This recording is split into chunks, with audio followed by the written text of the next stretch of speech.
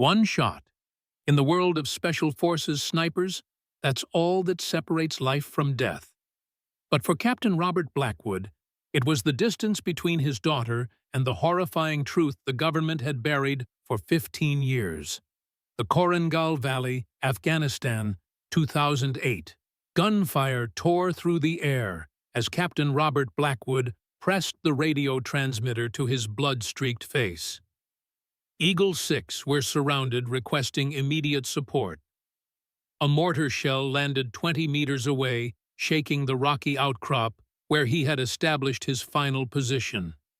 9 men lay behind the boulder, their faces caked with blood and dust, ammunition nearly spent.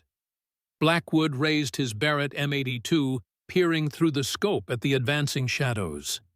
The Taliban fighters moved like ghosts through the mountain mist, using the terrain with a familiarity that came from generations of mountain warfare.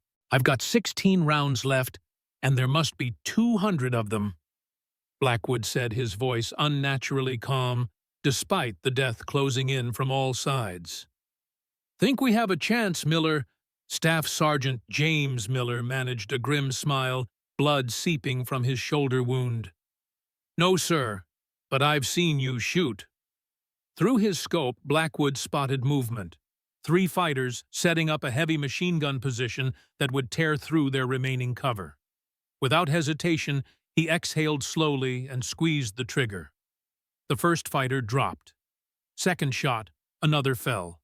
Third shot, the machine gunner collapsed over his weapon. "How the hell did you make those shots in this wind?" Miller whispered, awe momentarily overriding his pain. Blackwood's weathered face softened for just a moment. His fingers unconsciously touched the worn watch on his wrist, a habit when facing impossible odds. "If I don't make it back, find my daughter." Before Miller could respond, Blackwood was gone, disappearing into the night with his rifle and a handful of ammunition. What happened in the next 6 hours would become classified legend within the special operations community, one man holding off an overwhelming enemy force long enough for a rescue team to reach 9 stranded Delta Force operators. One man making impossible shots through darkness and driving rain. One man who would never return home. Or so they were told. 15 years later, Fort Bragg stood under the golden light of an autumn morning. The sprawling military installation hummed with activity, soldiers drilling on parade grounds, helicopters thudding overhead, the omnipresent sound of a base that had sent men to every American conflict since World War II. The Delta Force compound sat removed from this activity, a collection of nondescript buildings where America's most elite warriors trained in deliberate anonymity. Emma Blackwood stepped from her weathered pickup truck, her eyes automatically scanning the compound with the assessment of someone trained to observe. 28 years old, her athletic frame carried no wasted motion as she collected her gear bag and the long case containing her Macmillan TAC 338 rifle. Her hazel eyes, her father's eyes, revealed nothing of her thoughts as she approached the security checkpoint. For a brief moment, her mind flashed back to her 13th birthday, the last time she saw her father alive. "Always watch Emma," he'd told her, adjusting her grip on the hunting rifle. "Not just through the scope. Watch with everything you have." 2 weeks later, men in dress uniforms had appeared at their door, with folded flags and rehearsed condolences. The guard studied her credentials with poorly disguised surprise. Women weren't unheard of at Fort Bragg, but they remained rare within the most elite units and completely absent from Delta Force's operational teams. "You're supposed to report to Colonel Jackson," the guard said, returning her ID. "Building 3, room 107. Emma nodded without speaking. She had expected the scrutiny, the subtle evaluation. She had lived with it her entire military career, first at the Marine Corps Officer Candidate School, then at Scout Sniper School, where she had been the only woman in a century of the program's history. The weight of being first had become familiar, though never comfortable. Building 3 smelled of floor wax and gun oil, the universal scent of military command buildings worldwide. Emma moved down the corridor, her footsteps echoing against walls lined with framed photographs from operations dating back to Vietnam. The faces of men from different eras stared out from behind glass Delta operators in Panama, Iraq, Afghanistan, and places never officially acknowledged. Room 107's door stood open. Inside, Colonel Matthew Jackson sat behind a desk reviewing documents with the focused intensity of a career officer. At 58, his frame remained solid, his close-cropped hair more salt than pepper. A Desert Storm veteran who had risen through the ranks during America's longest wars, Jackson embodied the evolution of special operations from the shadow campaigns of the Cold War to the counter-terrorism missions of the modern era. He didn't look up when Emma entered a deliberate power move she recognized immediately. "Sergeant First Class Blackwood reporting as ordered, sir," she said, standing at attention.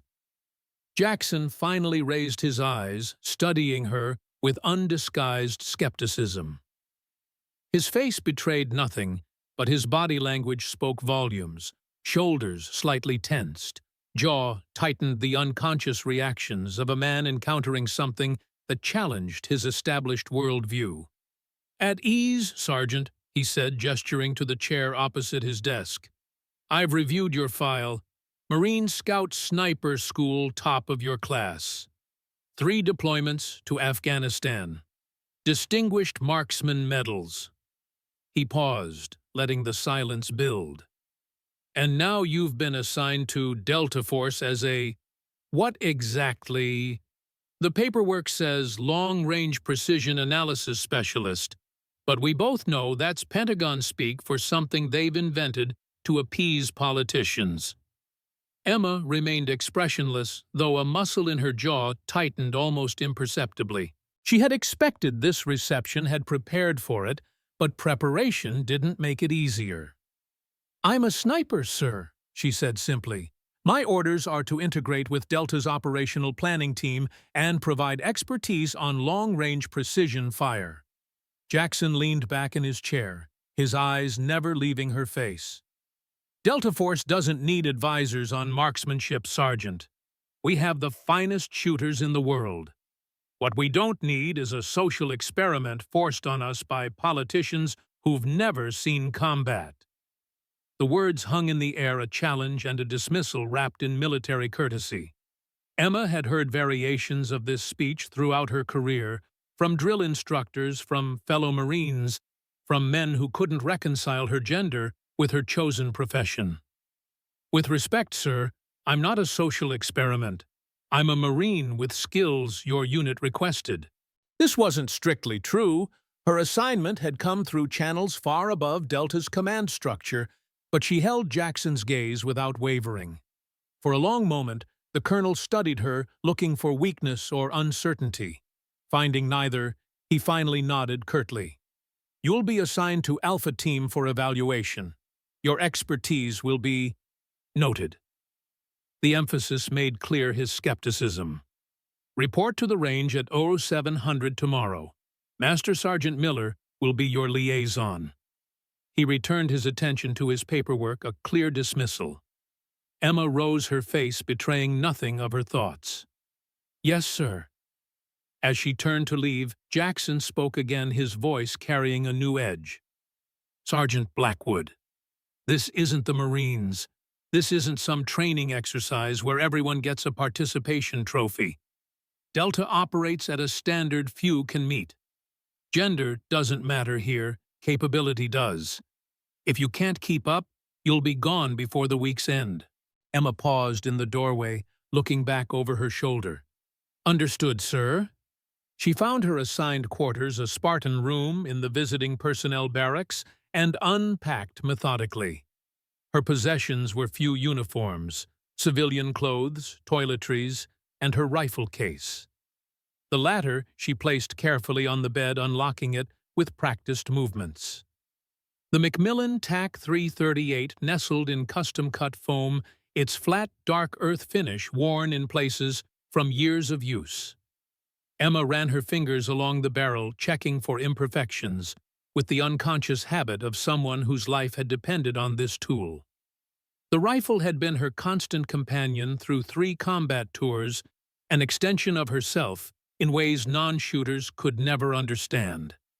She removed a small leather notebook from her bag, its pages dog-eared and filled with handwritten ballistics tables, wind calculations, and observation notes. Between the technical data were snippets of poetry, Tennyson mostly her father's favorite. She turned to a passage marked with a faded red tab, to strive to seek to find, and not to yield.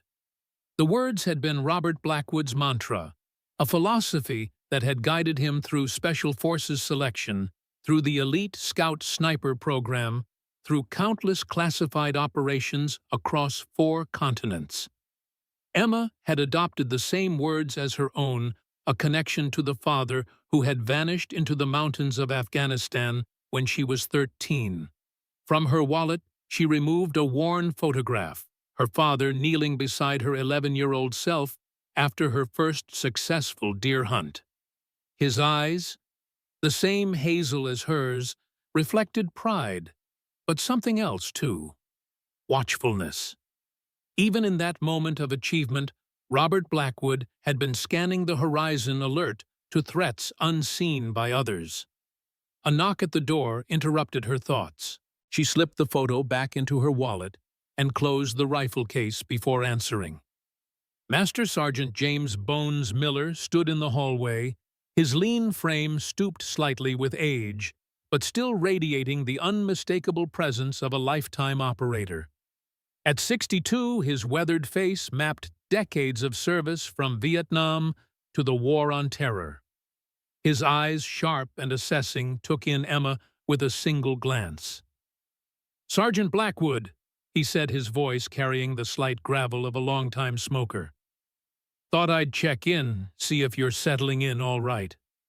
Emma nodded, studying the old soldier with careful neutrality. "Yes, sir. All squared away." Miller's eyes flickered to the rifle case on her bed, then back to her face. Something unreadable passed across his features, recognition, perhaps, or memory. "That's a TAC 338, he said. "Custom stock." "Yes, sir. Adjusted for my frame. Better cheek weld." Miller nodded, a veteran's appreciation for specialized equipment. "You've used it in combat. 3 tours, Afghanistan." A silence stretched between them, filled with the unspoken language of soldiers who had seen the same landscapes, fought the same enemies, carried the same burdens. "Colonel Jackson is old school," Miller said finally. "Came up through the ranks when special operations was an all-male domain. He's a good officer, but change comes hard to men like him." Emma's expression remained neutral. "I'm not here to change anything, Master Sergeant, just to do my job." Miller studied her face for a long moment, then nodded slowly. "Range tomorrow 0700. Bring your weapon and full kit." He turned to leave, then paused. "That watch you're wearing, military issue." Emma glanced down at the battered timepiece on her wrist, its face scratched but functional, the band worn from years of use. "It was my father's." Something flickered in Miller's eyes, recognition, then a carefully controlled reaction. "Thought it looked familiar. Good night, Sergeant." As Miller walked away, Emma closed the door, her mind racing. The old sergeant's reaction to her watch had been subtle but unmistakable. She turned her wrist, studying the timepiece that had been among her father's personal effects, returned to her after his death. The back bore a simple engraving, "R.B. always watching." She moved to the window, watching as darkness settled over Fort Bragg.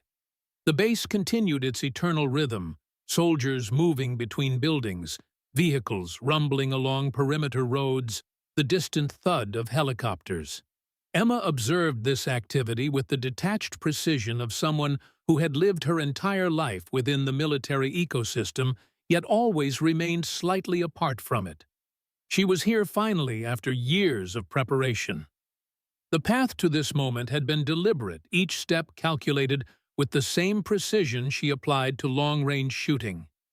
Marine Corps, Scout Sniper School, combat deployments, all building toward this assignment, this place, these people who might hold the answers she had sought for 15 years.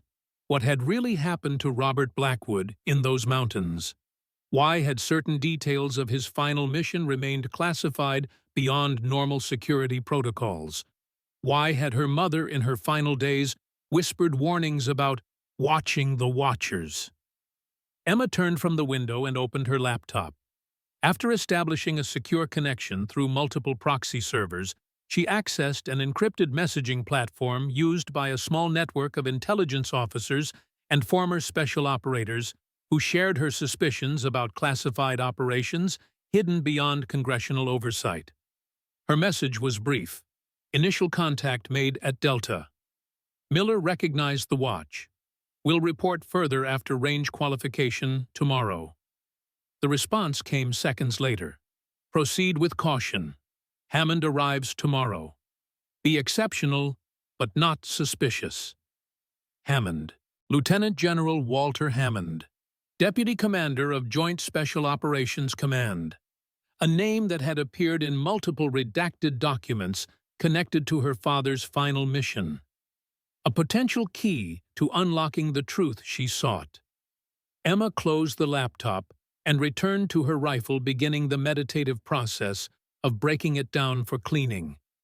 Each component separated under her practiced hands, each surface inspected with meticulous care. The ritual centered her, as it always had, a communion with the tool that had become her identity. Tomorrow would come soon enough, bringing challenges she could anticipate but not fully prepare for. Men like Jackson would test her not just as a soldier, but as a woman in a domain that had historically excluded her gender. She would face skepticism, hostility, perhaps outright sabotage. None of it mattered. She had not come to Fort Bragg to break barriers or make history. She had come for truth, for answers, for the closure that had eluded her since her father's death. Everything else, the prejudice, the obstacles, the doubts, was simply terrain to be navigated like the mountains of Afghanistan, where she had learned to make impossible shots through swirling winds. Dawn broke over Fort Bragg in bands of crimson and gold, painting the pine forests surrounding the base in warm light. Emma Blackwood moved through the awakening compound with purposeful strides, her rifle case in one hand, equipment bag slung over her shoulder.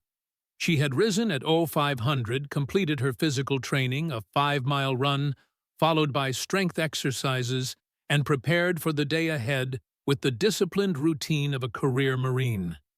The Delta Force shooting range complex sprawled across several acres of cleared land, bordered by dense forest that absorbed sound and ensured privacy. Unlike the standard military ranges Emma had trained on throughout her career, this facility featured advanced target systems, irregular terrain features, and shooting positions designed to simulate real-world environments from urban settings to mountain ridgelines.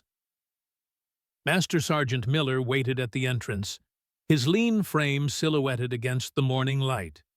He nodded in greeting eyes, noting her punctuality, 15 minutes early, the unspoken standard for professional soldiers. "Morning, Sergeant Blackwood. You'll be on Lane 3 today. Colonel Jackson wants to observe your baseline capabilities." Emma nodded, understanding the subtext. This would be no ordinary evaluation, but a high-stakes demonstration of her worth to skeptical observers. "Yes, Master Sergeant." She followed Miller past several lanes where Delta operators were already engaged in morning training, executing rapid-fire drills with handguns, working through close-quarters battle scenarios with short-barreled rifles. The men paused briefly as she passed, their expressions ranging from curiosity to thinly veiled hostility. She felt their eyes tracking her, assessing, judging. Lane 3 was a long-range precision course stretching from 300 to 1,200 meters with steel targets positioned at irregular intervals across varying terrain. A shooting platform offered different firing positions, prone, kneeling, seated, and standing, each presenting unique challenges for the sniper. Colonel Jackson stood nearby, speaking with a group of operators. His eyes narrowed slightly as Emma approached his conversation, falling silent. "Sergeant Blackwood," he acknowledged with minimal courtesy, "since you've been assigned as our expert, I'd like to see what you bring to my unit. Master Sergeant Miller will run you through our standard qualification course." Emma set down her equipment, noting that the other men had stopped their own training to observe. The scrutiny didn't bother her. She had performed under much worse conditions, but she recognized the moment for what it was, a public test designed to establish her place in the unit's hierarchy. She opened her rifle case with practiced efficiency, assembling her weapon with movements honed through thousands of repetitions. The Macmillan TAC-338 came together under her hands like a living thing, awakening each component fitted with precision.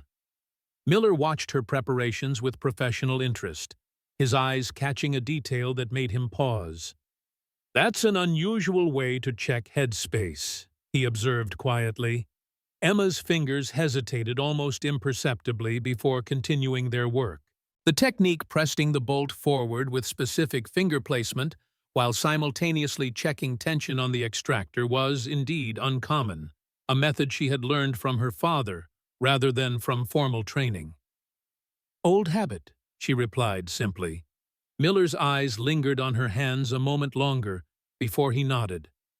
"The course is 12 stages, different positions, distances from 300 to 1,200 meters. Winds coming from the northwest at about 12 knots, gusting to 20. Emma glanced toward the tree line, observing the way the pine branches moved in the morning breeze, mentally calculating wind variables and their effect on ballistics at different ranges. Her eyes caught the barely visible mirage effect rising from the warming ground, another indicator of wind conditions that most shooters missed. "I'm ready when you are, Master Sergeant." Miller handed her a magazine loaded with match-grade .338 Lapua Magnum rounds.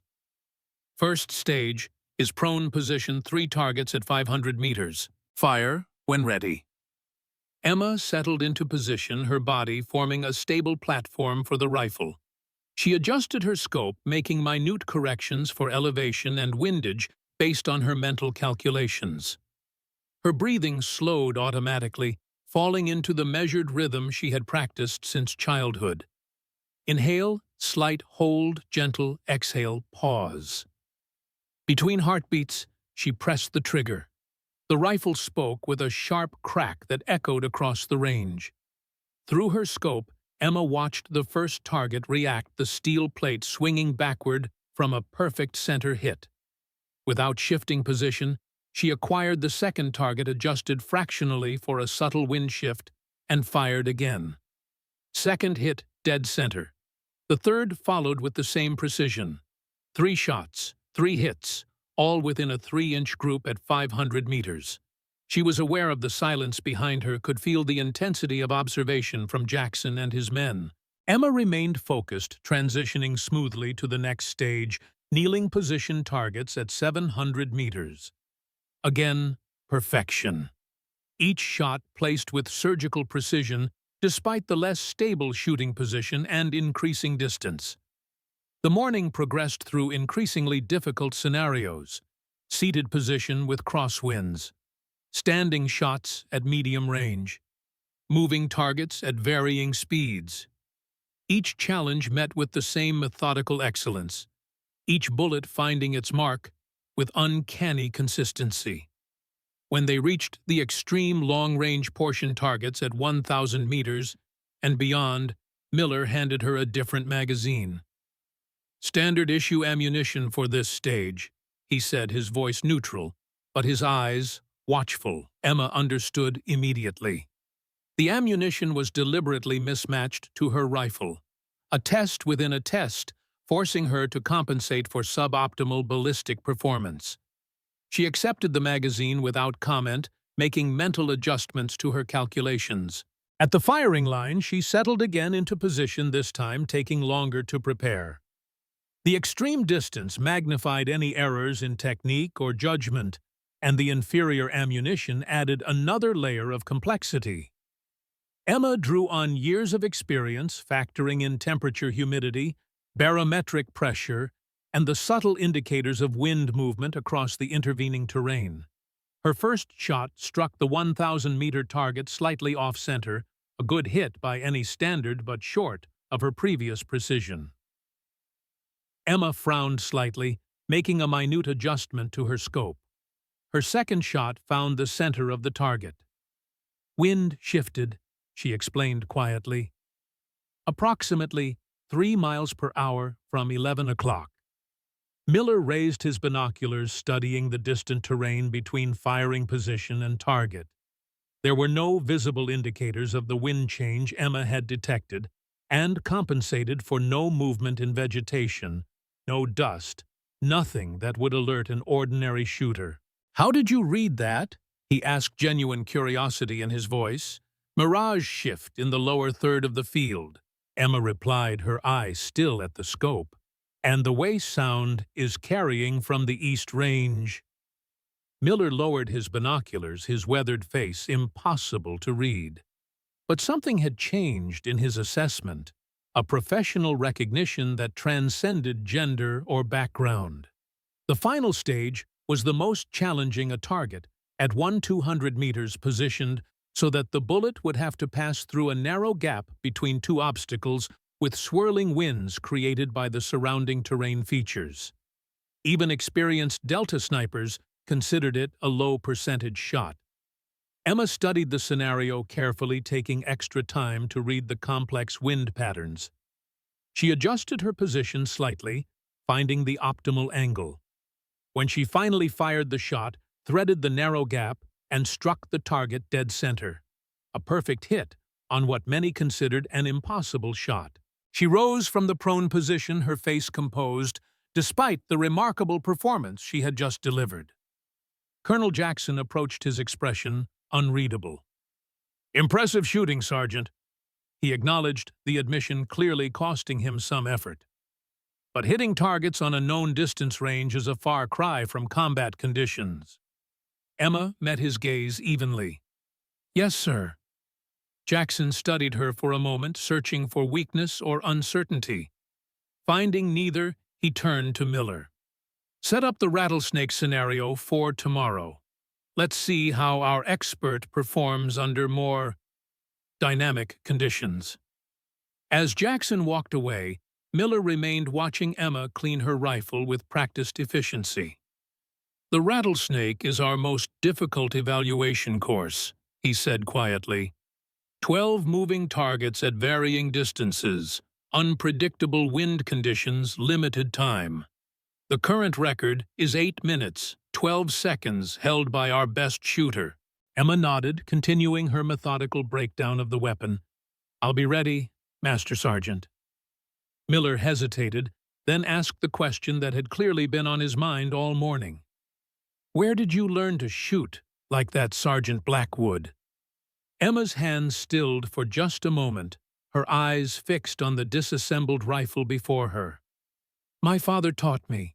Started when I was 7 years old." "Your father," Miller repeated, his voice carefully neutral. "He was military, special forces, scout sniper." She continued, cleaning her movements precise and economical. "Died in Afghanistan. Operation Ghost Sierra." Miller's reaction was subtle but unmistakable. A slight stiffening of his posture, a momentary widening of his eyes before his features returned to professional neutrality. "I see," he said, his voice betraying nothing of his thoughts. 0700 tomorrow then. Full kit, including sidearm." As Miller walked away, Emma watched him go, noting the slight unevenness in his gait.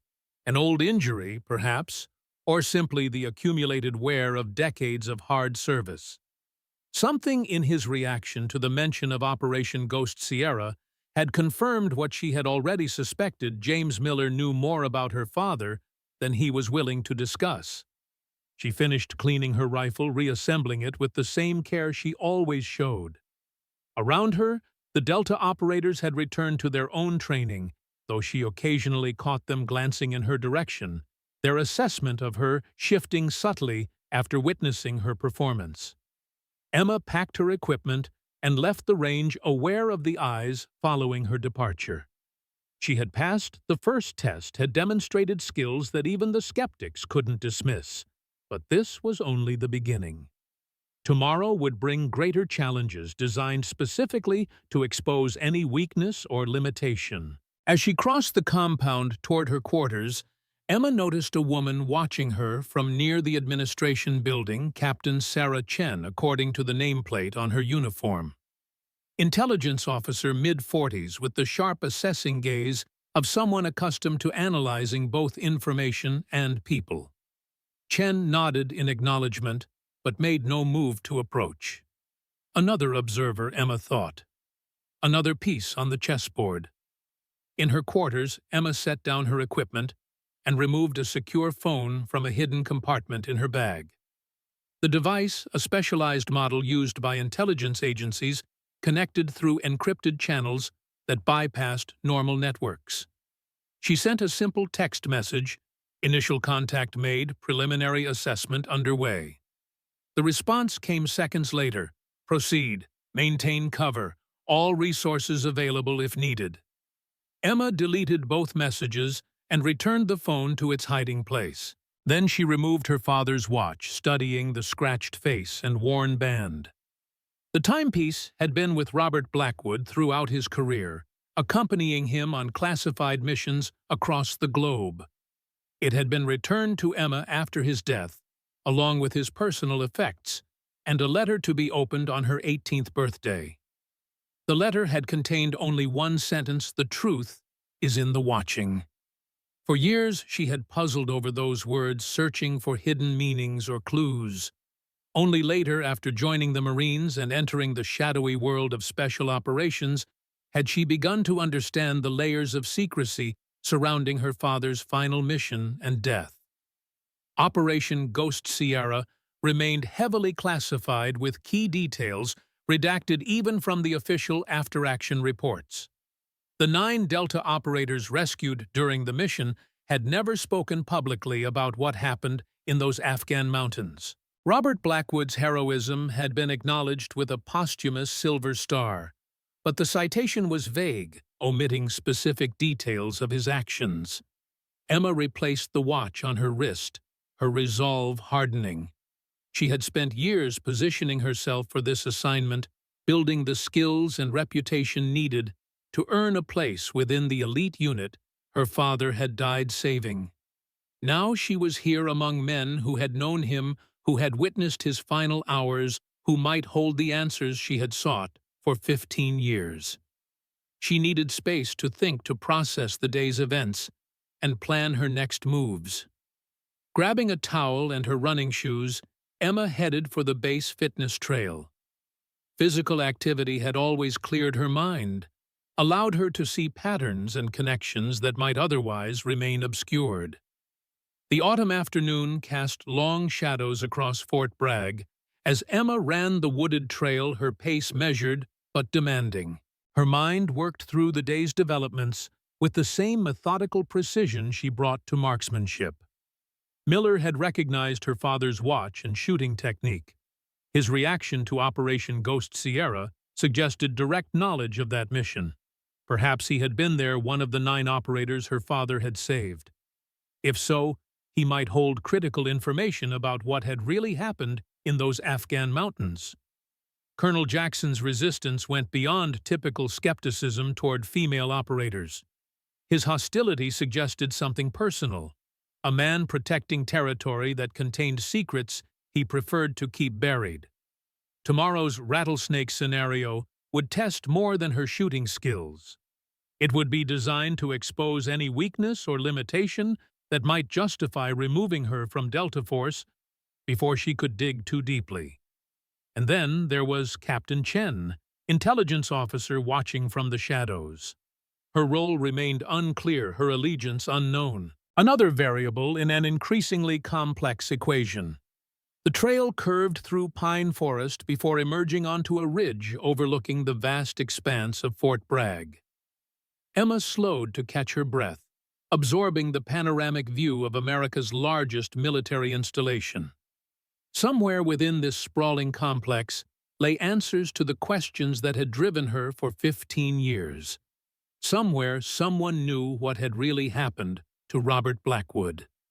As she turned to head back, Emma noticed a black SUV with military plates parked at a distance, its occupant observing her through binoculars.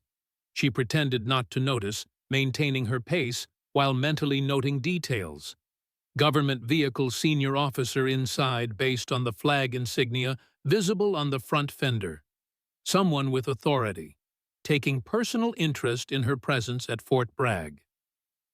Back in her quarters, Emma showered quickly before pulling out her father's notebook again. Between ballistics tables and Tennyson quotes, Robert Blackwood had hidden something else, a simple substitution cipher. Emma had discovered on her 18th birthday, after reading his letter about watching. She turned to a page dated 3 weeks before Operation Ghost Sierra. The decoded message read, "Lighthouse parameters exceeded again." Hammond aware but unwilling to intervene. Ethical considerations dismissed as impractical during active operations. Another dated just days before his final mission. Evidence compiled. 3 sources confirm unauthorized continuation despite executive order termination. Briefing package prepared for Senate Oversight Committee. The entries suggested Robert Blackwood had been investigating something called Lighthouse, something that concerned him deeply, something potentially illegal or unethical, something connected to Hammond. Had this investigation led to his death in those Afghan mountains? Was the official story of heroic sacrifice covering a darker truth? A knock at her door interrupted these thoughts. Emma secured the notebook before answering. Captain Sarah Chen stood in the hallway, her posture professional, but her eyes carrying careful assessment. "Sergeant Blackwood, I hope I'm not interrupting." "Not at all, ma'am," Emma replied, maintaining her cover as she invited the intelligence officer inside. Chen moved with the measured precision of someone trained to observe environments and people with equal attention.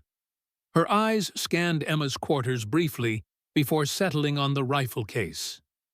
"Your performance today was impressive," Chen said without preamble. "Colonel Jackson expected to find reasons to send you back to the Marines. Instead, he's having to recalibrate his assessment." Emma maintained professional neutrality. "I'm just doing my job, ma'am." "Are you?" Chen asked, her gaze sharpening. "Because, from where I stand, a Marine with your qualifications could have written her own ticket anywhere in the Corps. Yet you requested transfer to a hastily created position within Delta Force, a unit with historical resistance to female operators." She paused. "That's an unusual career move without specific motivation." The probe was direct, but skillful, testing Emma's cover story while establishing Chen's own role as something beyond standard intelligence support. Emma provided the explanation she had prepared for precisely this question. "I wanted to work with the best captain. Delta Force represents the pinnacle of special operations. My father served in special forces. This assignment honors his legacy while allowing me to contribute my expertise to elite operations." Chen studied her for a long moment, her expression revealing nothing of her thoughts. "Your father was Robert Blackwood, Ghost Sierra 2008. It wasn't a question, but a statement, Chen establishing knowledge of connections that went beyond standard personnel records. Emma nodded, watching for indications of the intelligence officer's true purpose in this conversation. "He died saving 9 Delta operators," Emma confirmed. "I was 13. Something flickered in Chen's eyes. Recognition, perhaps, or calculation. The official record is incomplete regarding certain aspects of Ghost Sierra, particularly the extraction sequence and subsequent events. The deliberate emphasis on official record and subsequent events suggested Chen possessed information beyond standard classification, knowledge that aligned with Emma's own suspicions about what had really happened to her father. "I wouldn't know about that, ma'am," Emma replied carefully. "The details provided to my family were limited." Chen nodded slightly, accepting the response without necessarily believing it. "Tomorrow's rattlesnake scenario will be challenging even for someone with your skills. Colonel Jackson will be looking for any opportunity to question your capabilities." She moved toward the door, then paused. "Lieutenant General Hammond arrives tomorrow. He has expressed particular interest in observing your evaluation." The information landed with deliberate weight, Chen providing intelligence about Hammond's arrival while watching for Emma's reaction. She maintained her composed exterior despite the significance of this development. "I wasn't aware the general would be observing, ma'am. Hammond rarely involves himself in individual operator evaluations without specific purpose," Chen replied, her eyes never leaving Emma's face. "His interest in your assignment is noteworthy." As Chen departed, Emma processed the implications of this exchange. The intelligence officer had deliberately established knowledge of Ghost Sierra's classified aspects, had warned about Jackson's intentions regarding the rattlesnake scenario, and had provided advance notice of Hammond's unusual interest in her evaluation. Whether Chen was offering alliance testing loyalty or executing counterintelligence assessment remained unclear. But her appearance confirmed the stakes had risen significantly. Senior leadership now focused on Emma's presence at Fort Bragg and her potential access to information about Operation Ghost Sierra. Tomorrow's rattlesnake scenario would be more than a shooting evaluation. It would be a critical juncture in her mission to discover the truth about her father's fate. Hammond's presence added both opportunity and risk, the general potentially holding answers she sought while simultaneously representing authority that could terminate her investigation before it truly began. As night settled over Fort Bragg, Emma Blackwood reviewed her notes and prepared for the challenge ahead, with the same methodical focus she brought to every task. Outside her window, the first stars appeared in the darkening sky, silent witnesses to the secrets that lay buried beneath the surface of official histories and redacted reports. Master Sergeant James Miller sat alone in his small off-base apartment, a tumbler of bourbon in his hand, and a worn photograph on the table before him. The image, taken nearly 20 years earlier, showed a group of special operators in desert camouflage, their faces weathered by sun and war. Among them stood a tall, lean man with penetrating eyes and a slight smile. Captain Robert "Ghost" Blackwood, renowned as one of the finest snipers in Special Forces history. Miller touched the photograph with weathered fingers, memories washing over him like desert wind. Afghanistan, the Hindu Kush Mountains. A mission gone catastrophically wrong. 9 men trapped, ammunition dwindling, extraction impossible. And then Blackwood appearing like a specter in the night, creating a miracle of marksmanship that defied explanation or belief. The bourbon burned as Miller took another swallow. He had recognized Emma Blackwood immediately, not just from her name on the assignment papers, but from her eyes, her movements, the distinctive way she handled her rifle. The daughter of Ghost Blackwood had her father's gifts, his uncanny ability to read wind and distance, his preternatural calm under pressure. And now she was here at Fort Bragg, assigned to the very unit her father had died saving. Miller opened a drawer and removed a secure phone similar to Emma's, untraceable and encrypted. He dialed a number from memory, waiting as the connection established. "It's Miller," he said when the line opened. She's here, Blackwood's daughter. A long pause followed. Are you certain? The voice was male, elderly, layered with authority and caution. I'm certain. She shoots like him. Same techniques, same focus. She even has his watch. Another pause. Does she know? Miller stared at the photograph, at the face of the man who had saved his life, and the lives of 8 other operators on that blood-soaked Afghan mountainside. I don't think so. Not everything. But she's looking for answers, that much is clear. Watch her closely, the voice instructed. Report any developments immediately, if she starts asking questions about Operation Lighthouse. I understand, Miller interrupted, not wanting the name spoken aloud even on a secure line. Good. We've kept this contained for 15 years. We can't afford exposure now, especially with the Senate hearings scheduled for next month. The call ended, leaving Miller alone with his bourbon and his memories. He returned the phone to its hiding place and picked up the photograph again, studying the face of Robert Blackwood, his friend, his brother in arms, a man whose final mission remained one of the most closely guarded secrets in special operations history. Your daughter's here, Ghost, he whispered to the image. She has your eyes, your hands, your gift. He drained the last of his bourbon. And God help us all if she discovers what really happened to you. The morning sun cast long shadows across Fort Bragg as Emma Blackwood made her way to the range for her second day of evaluation. Sleep had come in brief intervals, her mind cycling through preparations for the rattlesnake scenario, analyzing what she knew about the course and the men who would be judging her performance. She arrived 30 minutes early, using the time to familiarize herself with the terrain. The rattlesnake differed from standard sniper courses in both complexity and unpredictability. Targets would appear at random intervals across distances ranging from 300 to 200 meters each, visible for only seconds before disappearing. Wind conditions were deliberately challenging, with terrain features creating swirling currents that changed direction and velocity without warning.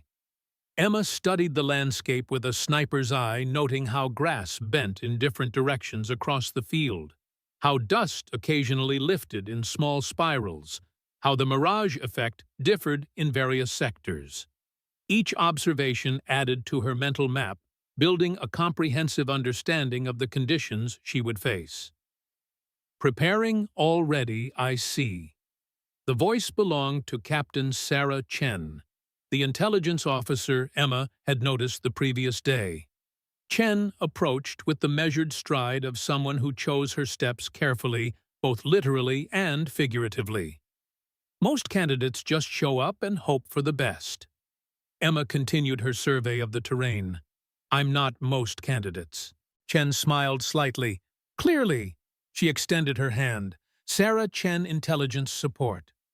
Emma shook the offered hand, noting the firm grip and calluses that spoke of regular weapons training, not just an office intelligence officer. Emma Blackwood. I know. Chen's dark eyes held a hint of amusement. Everyone knows. You've become quite the topic of discussion around here. Emma returned her attention to the range. I imagine so. Colonel Jackson has strong opinions about women in combat roles. Chen continued, watching Emma's reaction. He's from a different generation. Change comes slowly to men like him. I'm not here to change anyone's mind, Captain, Emma replied evenly. Just to do my job. Chen studied her with professional interest. And what job is that exactly? Your assignment papers list a position that didn't exist until a week ago. And the question carried layers of meaning, professional curiosity perhaps, but also probing for information beyond the official narrative. Emma had encountered similar approaches throughout her career, intelligence officers fishing for details while appearing to make casual conversation. Long-range precision analysis specialist, Emma recited, offering nothing beyond her official title. I provide expertise on advanced marksmanship techniques. Chen's smile suggested she recognized the non-answer, but chose not to press further. Well, you'll certainly have a chance to demonstrate that expertise today. The rattlesnake has humbled many experienced shooters. Their conversation was interrupted by the arrival of Master Sergeant Miller, accompanied by several Delta operators carrying equipment cases. Miller nodded in greeting, his eyes taking in the early morning preparations Emma had been making. "Captain Chen," he acknowledged, "didn't expect to see intelligence at a marksmanship evaluation." Chen shrugged lightly. "Professional curiosity. Not often we get to observe someone with Sergeant Blackwood's qualifications." The subtle emphasis on qualifications wasn't lost on either Miller or Emma. Another probe, another attempt to uncover what lay beneath the surface of Emma's assignment. "We're setting up now," Miller said, effectively ending the conversation. 15 minutes to start time, Sergeant Blackwood." As Chen departed with a final assessing glance, Miller turned to Emma. "Colonel Jackson will be observing along with the command team.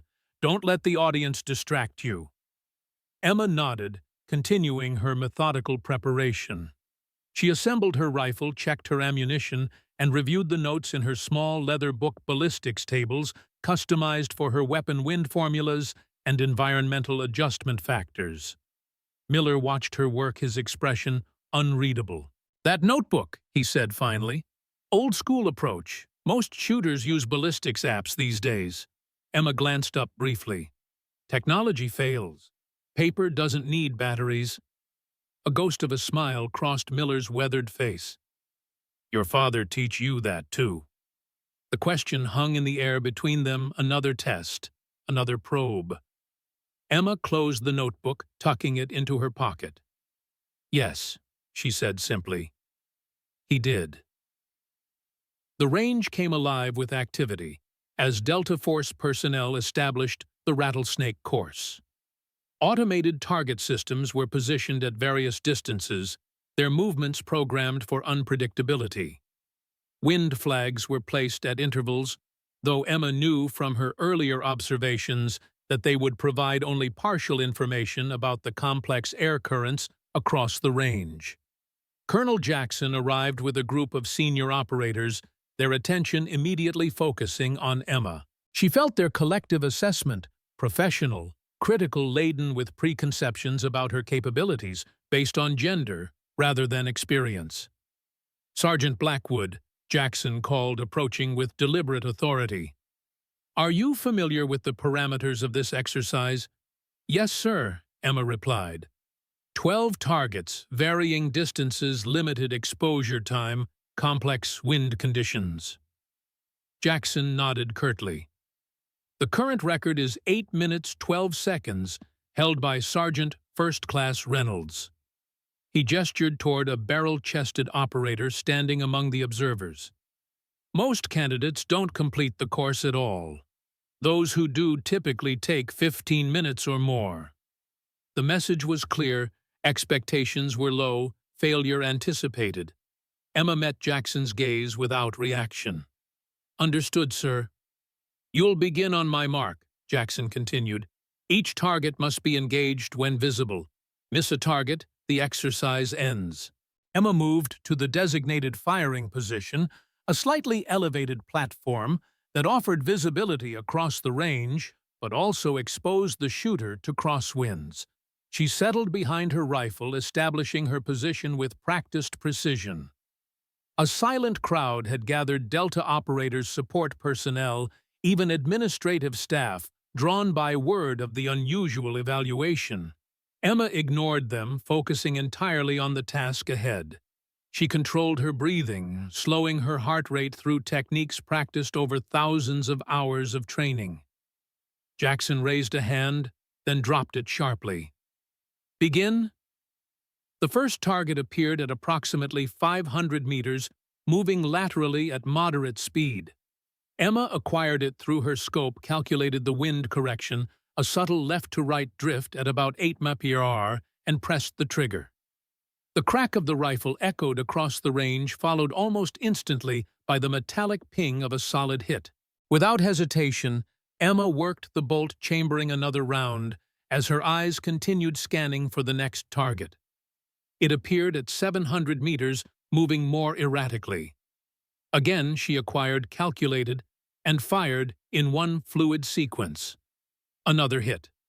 The third target emerged at nearly 1,000 meters, visible for only seconds, before it would disappear behind a terrain feature. Emma's adjustments were instantaneous, compensating for distance, wind, and the slight mirage effect visible through her scope. Her shot struck center mass just before the target vanished. 3 targets down, 9 to go. Emma maintained her rhythm, each shot a demonstration of skills honed through years of dedicated practice and combat experience. She worked with machine-like efficiency, but there was something more in her performance, an almost supernatural awareness of wind changes seconds before they occurred, an intuitive understanding of how the bullet would travel through the complex air currents. By the 6th target, a murmur had spread through the watching crowd. They were witnessing something extraordinary, shooting that transcended conventional marksmanship and entered the realm of art. Emma's pace never slackened, her focus never wavered. Each target acquired, each shot placed with surgical precision, each hit confirmed by the distinctive sound of bullet meeting steel. The 8th target presented the greatest challenge yet, positioned at 1,200 meters, partially obscured by a simulated rock formation, visible for less than 2 seconds. Emma adjusted her position slightly, reading the wind through subtle cues invisible to most observers. When she fired, the bullet curved slightly in flight, guided by her precise calculation of air currents, and struck the target dead center. Colonel Jackson stood motionless, his expression a mixture of disbelief and grudging admiration. Beside him, Reynolds, the previous record holder, watched with professional respect, overriding any gender preconceptions. The final target appeared at extreme range, moving rapidly across the field of fire. Emma tracked it smoothly, her breathing synchronized with its movement, her trigger finger applying pressure with micrometric precision. The shot broke cleanly, and the target dropped an instant later. Silence fell over the range. Emma rose from her position, her face composed despite the remarkable demonstration she had just delivered. Miller stepped forward, checking his stopwatch. 3 minutes, 28 seconds, he announced, his voice carrying across the suddenly still range. New course record. The silence that followed was profound, the collective processing of dozens of elite warriors witnessing a paradigm shift in their understanding of what was possible. Then slowly, Reynolds stepped forward and extended his hand to Emma. "Outstanding shooting, Marine," he said, genuine respect in his voice. "Never seen anything like it." Others followed, professional soldiers acknowledging exceptional skill regardless of gender or background. Only Jackson remained apart, his expression unreadable as he observed the spontaneous recognition of Emma's capabilities. The moment was interrupted by the arrival of a black SUV bearing military plates, the same vehicle Emma had noticed observing her the previous day. It stopped near the range, and the driver quickly moved to open the rear door. The man who emerged carried himself with the unmistakable authority of flag rank, tall, silver-haired, with the weathered features of someone who had commanded men in combat across decades of service. "General Hammond," Jackson said, surprise evident in his voice as he moved to greet the newcomer. "Lieutenant General Walter Hammond, Deputy Commander of Joint Special Operations Command," returned Jackson's salute with practiced precision. His pale blue eyes surveyed the range before settling on Emma with unsettling intensity. "Colonel Jackson," Hammond acknowledged, "I was in the area and thought I'd observe your evaluation course." The casual explanation rang false. Generals didn't simply drop by training exercises without purpose. Hammond approached Emma, studying her with the calculating assessment of a man accustomed to evaluating both personnel and strategic situations. "Sergeant Blackwood," he said, using her name without introduction. "Impressive demonstration." Emma came to attention. "Thank you, sir." Hammond's gaze lingered on her face, then shifted to the rifle she held. "Macmillan TAC 338. Interesting choice for this course. Most shooters would opt for something with a faster cycle time." "I prefer accuracy over volume, sir," Emma replied. A thin smile crossed Hammond's face. "Just like your father." The words landed with deliberate weight, a test disguised as casual observation. Emma's expression remained neutral, though Miller, standing nearby, noticed the slight tightening of her grip on her rifle. "You knew my father, sir." Hammond nodded slowly. "I knew Robert Blackwood, one of the finest snipers in Special Forces history." He glanced at Jackson. "Colonel, I'd like a word with Sergeant Blackwood in private." Jackson hesitated clearly, surprised by the request, then nodded curtly. "My office is available, sir." "That won't be necessary," Hammond replied. "We'll use my vehicle." As Hammond led Emma toward the waiting SUV, Miller watched them go, his weathered face betraying nothing of his thoughts. But his hand moved unconsciously to the secure phone in his pocket, a reflexive gesture of a man who had just witnessed something significant that needed to be reported. Emma felt the weight of observation from multiple directions as she followed Hammond to his vehicle. The general's unexpected appearance and direct interest in her performance confirmed that her mission had entered a new phase. Whatever happened next would either advance her search for the truth about her father or expose her before she could discover what really happened 15 years ago in those Afghan mountains. The only certainty was that nothing at Fort Bragg was as it seemed. Not her assignment, not Hammond's interest, not the story of Robert Blackwood's heroic death.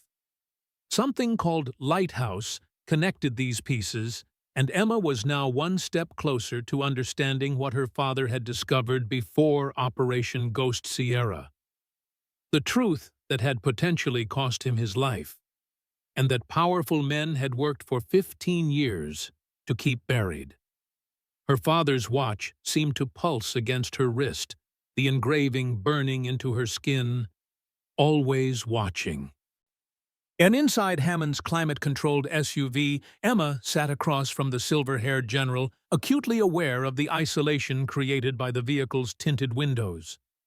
The man before her, Lieutenant General Walter Hammond, Deputy Commander of Joint Special Operations Command, carried the weight of decades of classified operations in the careful calculation of his gaze.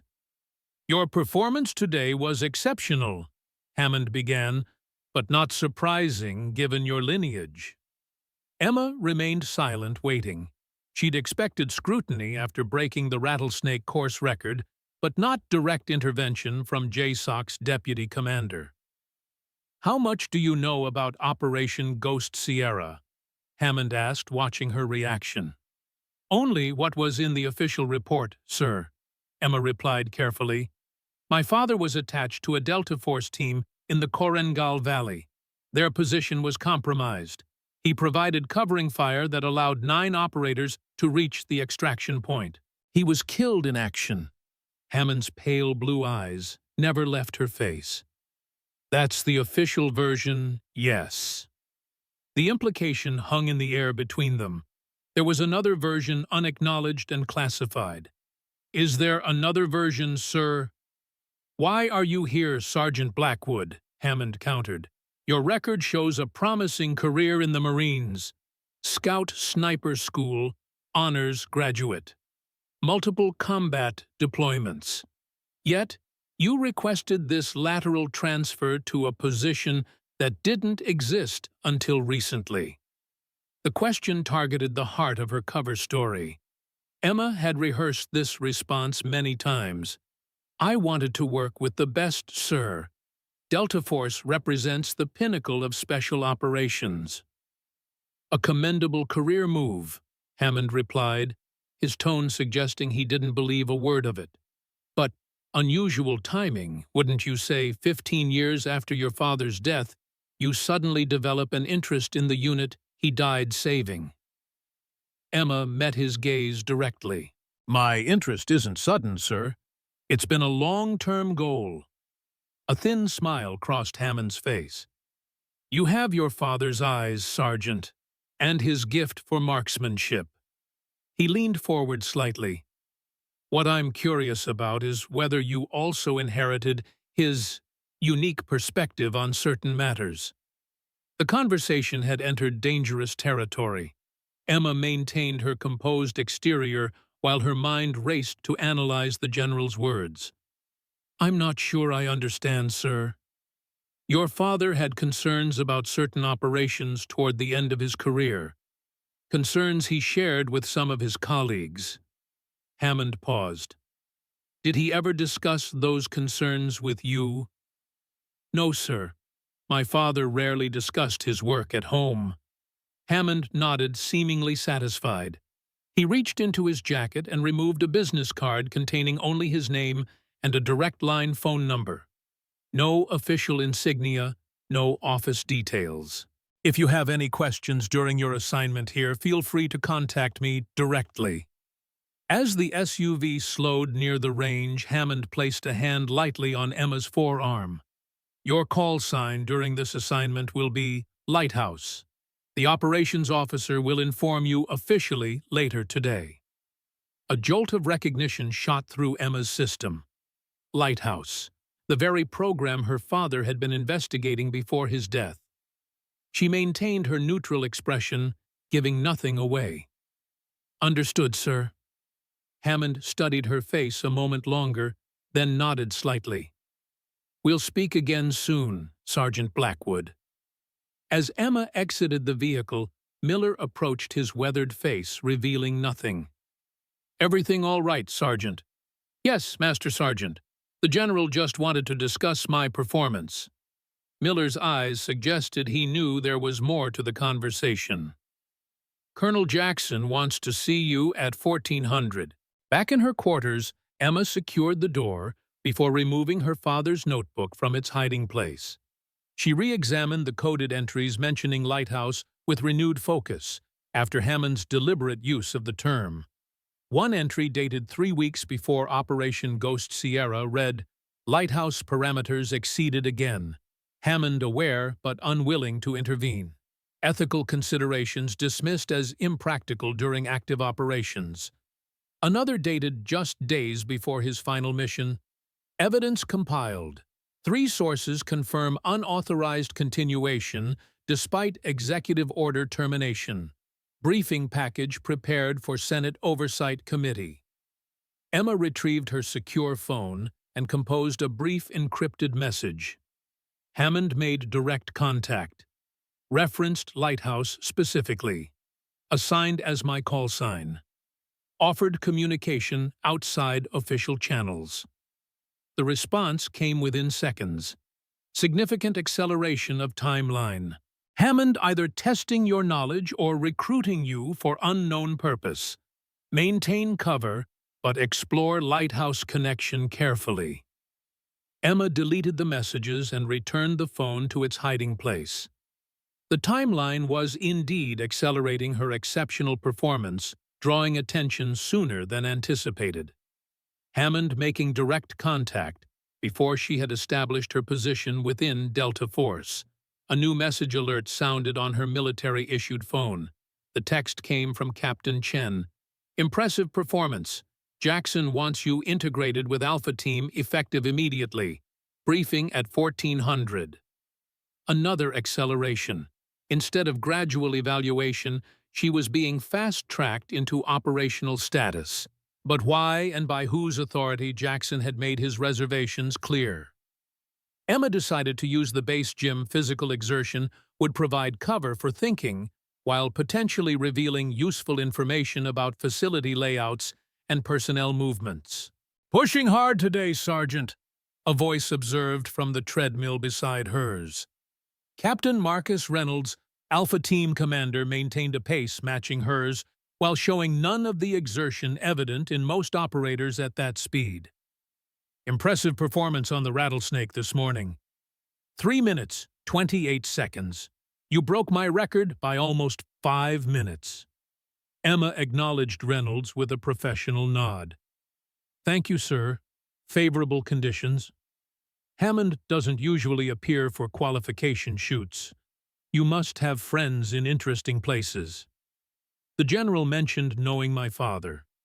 Robert Blackwood, Reynolds nodded. Ghost, legend among shooters. He paused, watching her reaction. Operation Ghost Sierra still gets studied at sniper school, though certain details remain restricted. Looking forward to working with you, Lighthouse, Reynolds said, using the call sign Hammond had just assigned information that shouldn't have reached Alpha Team's commander yet through official channels. 1400 briefing with Jackson, then you're with us for the Nevada deployment next week. Nevada. The mention of a specific deployment location represented new intelligence. Emma acknowledged it with professional courtesy while noting the accelerating pattern of revelations being placed in her path. I'll be ready, sir. At 1400 hours, Emma reported to Colonel Jackson's office. Inside, the colonel sat behind his desk, with Captain Chen beside him. Sergeant Blackwood reporting as ordered, sir. Jackson gestured to a chair. Sit down, Sergeant. His tone had shifted subtly since their previous encounter, still reserved, but with a new undertone of reassessment. Your performance on the rattlesnake was impressive. 3 minutes, 28 seconds. That's not just a new record. It's a complete recalibration of what we thought possible on that course. Thank you, sir, Emma replied simply. General Hammond's appearance was unexpected. He rarely involves himself in training evaluations. The general mentioned he was in the area and decided to observe, sir, Emma said, offering nothing beyond what Jackson already knew. And your private conversation with him, General Hammond knew my father, sir. He wanted to discuss my background and qualifications. Jackson studied her for a long moment. Your assignment here has been clarified. Effective immediately, you're attached to Alpha Team as their precision fire specialist. Captain Chen will brief you on their current operational status. The promotion from nebulous advisor to team member represented a significant shift in Jackson's assessment, a reluctant acknowledgement of skills that couldn't be dismissed. Thank you, sir, Emma said. I'll do my best to contribute to the team's effectiveness. Jackson leaned forward slightly. Understand something, Sergeant Blackwood. I may have reservations about female operators in certain roles, but I respect demonstrated capability. You've earned a place on Alpha Team through your performance, not because of political pressure or special consideration. I appreciate that, sir, Emma replied, recognizing both the concession and the lingering resistance in Jackson's words. Captain Chen will handle the rest of your briefing. Alpha Team deploys to our Nevada facility next week for specialized desert training. He paused. Your call sign during this assignment will be Lighthouse, standard protocol for new team members.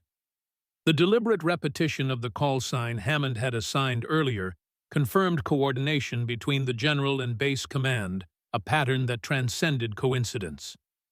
Understood, sir. Emma followed Chen from the office to a secure briefing room where electronic displays showed operational areas around the globe. Chen gestured for Emma to sit. Before we discuss Alpha Team's current assignments, I'd like to address something. Her tone shifted from professional to more personal. My father served in Vietnam, 101st Airborne. He was wounded during the Tet Offensive and spent 9 months in a military hospital. When he returned to duty, many of his fellow soldiers questioned his capabilities, wondered if he still belonged. Emma studied Chen with new interest, recognizing the personal connection the intelligence officer was establishing. He proved himself again, Chen continued, but never forgot how it felt to be doubted and marginalized despite years of proven service. She met Emma's gaze directly. I tell you this because I want you to understand that not everyone at Fort Bragg shares Colonel Jackson's reservations about female operators. I appreciate that, Captain, Emma said carefully. Chen nodded, returning to her professional demeanor. The Nevada facility is one of our most advanced training installations. Desert conditions, high-altitude shooting scenarios, complex urban environments. She activated a secure display showing facility layouts. Your particular skills will be valuable in several planned exercises. When the briefing concluded, Chen provided Emma with access credentials for Alpha Team's operational spaces. Reynolds has scheduled a team meeting for 0800 tomorrow. I'll be ready, Emma assured her. The next 5 days passed in a blur of intense integration exercises. Emma maintained her cover as precision fire specialist while demonstrating exceptional capabilities not just in marksmanship, but in tactical awareness and threat assessment. Throughout, she sensed multiple layers of observation. Reynolds evaluating her team integration. Peterson watching with intelligence-trained eyes, occasional visits from senior officers with connections to Hammond. On the 4th day, Staff Sergeant Peterson approached Emma as she cleaned her rifle after a particularly demanding exercise. "You've integrated well," he observed, his Tennessee accent softening words delivered with precision. "Not everyone expected that." "Just doing my job, Staff Sergeant." Peterson nodded slowly. "Hammond's been watching your progress. The General doesn't typically take personal interest in new operators unless there's something specific on his agenda." Emma maintained her established cover story. "The General mentioned knowing my father during Ghost Sierra. Robert Blackwood, one of the finest snipers Special Forces ever produced." Peterson paused, watching her reaction. "Hammond was theater commander during that operation. Authorized the mission personally." The information added another piece to the puzzle, Hammond's direct connection to the operation that had led to her father's reported death. "I didn't know that." Peterson's sharp eyes missed nothing of her reaction. The Nevada facility has extensive archives related to special operations dating back decades, including complete after-action reports from Ghost Sierra. He paused. "In case you're interested in your father's final mission. I might look into that if time permits during the deployment." Peterson nodded. "Just let me know. I have clearance for the historical archives." That evening, Emma sat alone in her quarters, methodically cleaning her rifle while analyzing the day's events. Multiple players had emerged with apparent knowledge of connections between her father, Operation Ghost Sierra, and Lighthouse Hammond, making direct contact, Jackson assigning the specific call sign, Peterson offering access to classified archives. The choreography seemed too perfect to be coincidental, suggesting either a trap designed to expose her true purpose, or an elaborate mechanism created to provide her access to information about her father's fate. She composed a detailed report for her handlers, Integration Accelerated, multiple references to Lighthouse and Ghost Sierra from different sources. Appears coordinated rather than coincidental. Nevada deployment in 1 day. The response came quickly. Timeline compression concerning, but creates opportunities. Nevada facility holds extensive classified archives. Intelligence suggests possible connection to medical research programs with special operations focus. Proceed with primary mission, but maintain heightened security awareness. Medical research programs. The new information added another layer to the emerging pattern, suggesting potential connection between Lighthouse Ghost Sierra and experimental procedures involving special operations personnel. A soft knock interrupted her thoughts. Emma secured her father's notebook before answering. Captain Sarah Chen stood in the hallway, her expression neutral, but her eyes watchful. "Evening, Sergeant." Thought I'd check how your integration with Alpha Team is progressing. No issues so far, ma'am, Emma replied, maintaining professional courtesy while noting the unusual timing of Chen's visit. May I come in for a moment? Chen asked. There are some matters I'd like to discuss privately.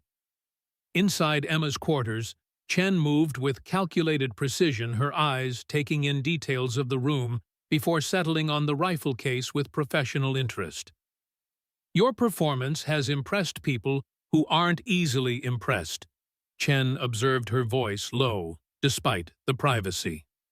Hammond's personal involvement in your evaluation is particularly noteworthy. I'm just doing my job, ma'am. Are you? Chen asked, her gaze sharpening. Because from where I stand, it looks like someone with your skills could have written their own ticket in the Marines. Yet you requested transfer to a hastily created position within Delta Force, a unit with historical resistance to female operators. She paused. That's an unusual career move without specific motivation. I wanted to work with the best, Emma replied evenly. Chen's slight smile suggested she recognized the non-answer. Hammond assigned your call sign personally. Lighthouse. That's not standard protocol. The direct reference to the program her father had been investigating sent a jolt of alertness through Emma, though her exterior remained composed. I wasn't aware of that, ma'am. No. Chen studied her carefully. Interesting, because that call sign has history within certain specialized programs. She paused. Programs that officially ended decades ago but seem to maintain strange echoes in current operations. The conversation had shifted into dangerous territory, with Chen deliberately revealing knowledge of classified information well beyond her apparent role as intelligence support. The Nevada facility isn't just a training site, Chen continued.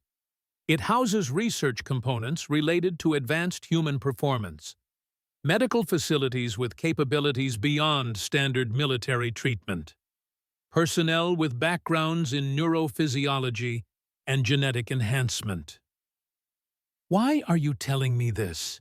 Emma asked directly.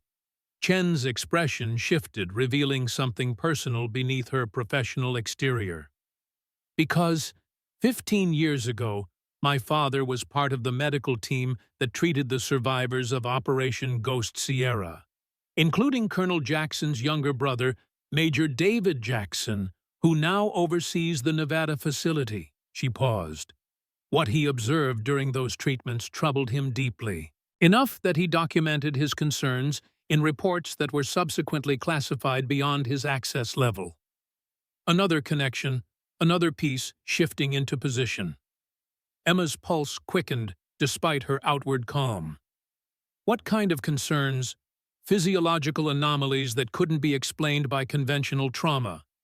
Neurological patterns suggesting prior modification.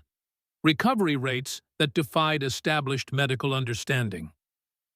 Chen's voice remained controlled, but her eyes revealed personal investment. My father raised questions. 3 months later, he was transferred to a research facility in Antarctica. His security clearance was downgraded, his career effectively ended. The pattern matched what Emma had pieced together about her father's final weeks. A dedicated professional discovering something troubling, raising ethical concerns, then facing consequences designed to silence or marginalize. I'm sorry about your father, Emma said carefully, but I'm not sure how this relates to my assignment. Chen's smile held no humor. Aren't you Hammond personally intervenes in your evaluation, assigns you a call sign with direct connection to a classified program, arranges your deployment to a facility where you'll encounter David Jackson, one of the only surviving witnesses to your father's final operation. She paused. Those aren't coincidences, Sergeant Blackwood. That's choreography. The assessment aligned with Emma's own conclusions, but Chen's directness suggested either a trap or a potential ally, without knowing which Emma maintained her cautious approach. I'm a sniper assigned to provide precision fire support to Alpha Team. That's my focus. Chen studied her a moment longer, then nodded. Of course. She moved toward the door, then paused. One last thing. The Nevada facility maintains extensive archives related to special operations dating back to the Cold War, including files on Operation Ghost Sierra that aren't available in our systems here at Bragg. That could be interesting if time permits during the deployment. After Chen departed, Emma composed another encrypted message to her handlers. Intelligence Officer Chen provided unsolicited information about Nevada facility connection to medical experimentation on Ghost Sierra survivors. Claims father was medical officer who raised ethical concerns and suffered career consequences. Possible ally or counterintelligence probe. The response arrived quickly. Chen background check underway. Preliminary confirmation of father's reassignment following Ghost Sierra. Maintain cautious engagement, but treat as potential counterintelligence operation until confirmed otherwise. Nevada deployment represents critical opportunity but high-risk environment. Emergency extraction protocols being established. The mention of emergency extraction protocols confirmed her handler's assessment of elevated risk as her mission progressed from investigation to potential direct action. The Nevada desert stretched beneath the military transport aircraft as it began its descent, an endless expanse of sand and rock, baking under the merciless sun. Emma Blackwood studied the terrain through her window eyes, automatically cataloging fields of fire, natural barriers, potential extraction routes. Alpha Team sat around her in the aircraft's belly, each operator preparing in their own way for the 2-week deployment. Only Peterson watched Emma with careful assessment, his intelligence officer's instincts sensing something beneath her composed exterior. First time at the Nevada facility, he asked, his voice casual, but his eyes watchful. Emma nodded. You've been before. 3 times, Peterson replied. Interesting place, more than just a training site. He paused, watching her reaction. Sections even Delta operators don't access without special clearance. I'm focused on the training scenarios, she said. High-altitude shooting in desert conditions presents unique challenges. The aircraft touched down on a remote airstrip. As Alpha Team disembarked, Emma noted the security measures with professional assessment motion sensors disguised as natural features, surveillance cameras hidden within rock formations, armed personnel maintaining discreet coverage of all approaches. A small convoy of desert-modified tactical vehicles awaited them, led by a weathered officer whose ramrod posture and watchful eyes marked him as career special operations, despite the silver streaking his close-cropped hair. Major David Jackson bore little physical resemblance to his brother the colonel, but carried the same air of contained authority. Captain Reynolds, he greeted, shaking hands with Alpha Team's commander. Welcome to Nevada. Your equipment arrived yesterday, all accounted for and secured in your assigned quarters. As Jackson exchanged brief words with each team member, Emma studied him with careful assessment, noting the subtle signs of old injuries in his movement, the slight stiffness in his right shoulder, the barely perceptible unevenness in his gait. Wounds from Operation Ghost Sierra, wounds that, by Chen's account, should have been fatal. When Jackson reached her, his eyes narrowed slightly in recognition of her name. Sergeant Blackwood, you've made quite an impression at Fort Bragg, breaking the rattlesnake record on your first attempt. Thank you, sir, Emma replied, maintaining professional courtesy while searching his face for any reaction to her paternal connection. You'll find our desert conditions present unique challenges for precision shooting, he continued. Extreme temperature variations, unpredictable wind patterns, mirage effects that can deceive even experienced marksmen. and his assessment was professional but carried a subtle edge of challenge. We'll see if your skills translate to this environment. The convoy moved through the desert following a barely visible track that wound between rocky outcroppings and across dried lake beds. After 30 minutes, they crested a ridge overlooking a complex far larger than standard training facilities. Multiple buildings spread across the desert floor, some clearly designed for tactical exercises, others bearing the anonymous architecture of classified research installations. "Welcome to Advanced Training Facility, Nevada," Jackson announced as they descended toward the main gate. Alpha Team was assigned quarters in a modern barracks near the training ranges. Major Jackson outlined the deployment schedule with military precision, describing scenarios of increasing complexity, culminating in a 3-day exercise requiring extended surveillance and precision engagement from extreme distances. "General Hammond will be arriving tomorrow to observe portions of your training." Jackson concluded, his eyes briefly meeting Emma's. "He has particular interest in the integration of precision fire support with direct action elements." As evening approached after the first day's orientation exercises, Emma left the team quarters for a run as suggested by Jackson earlier. The path wound through perimeter sections of the installation.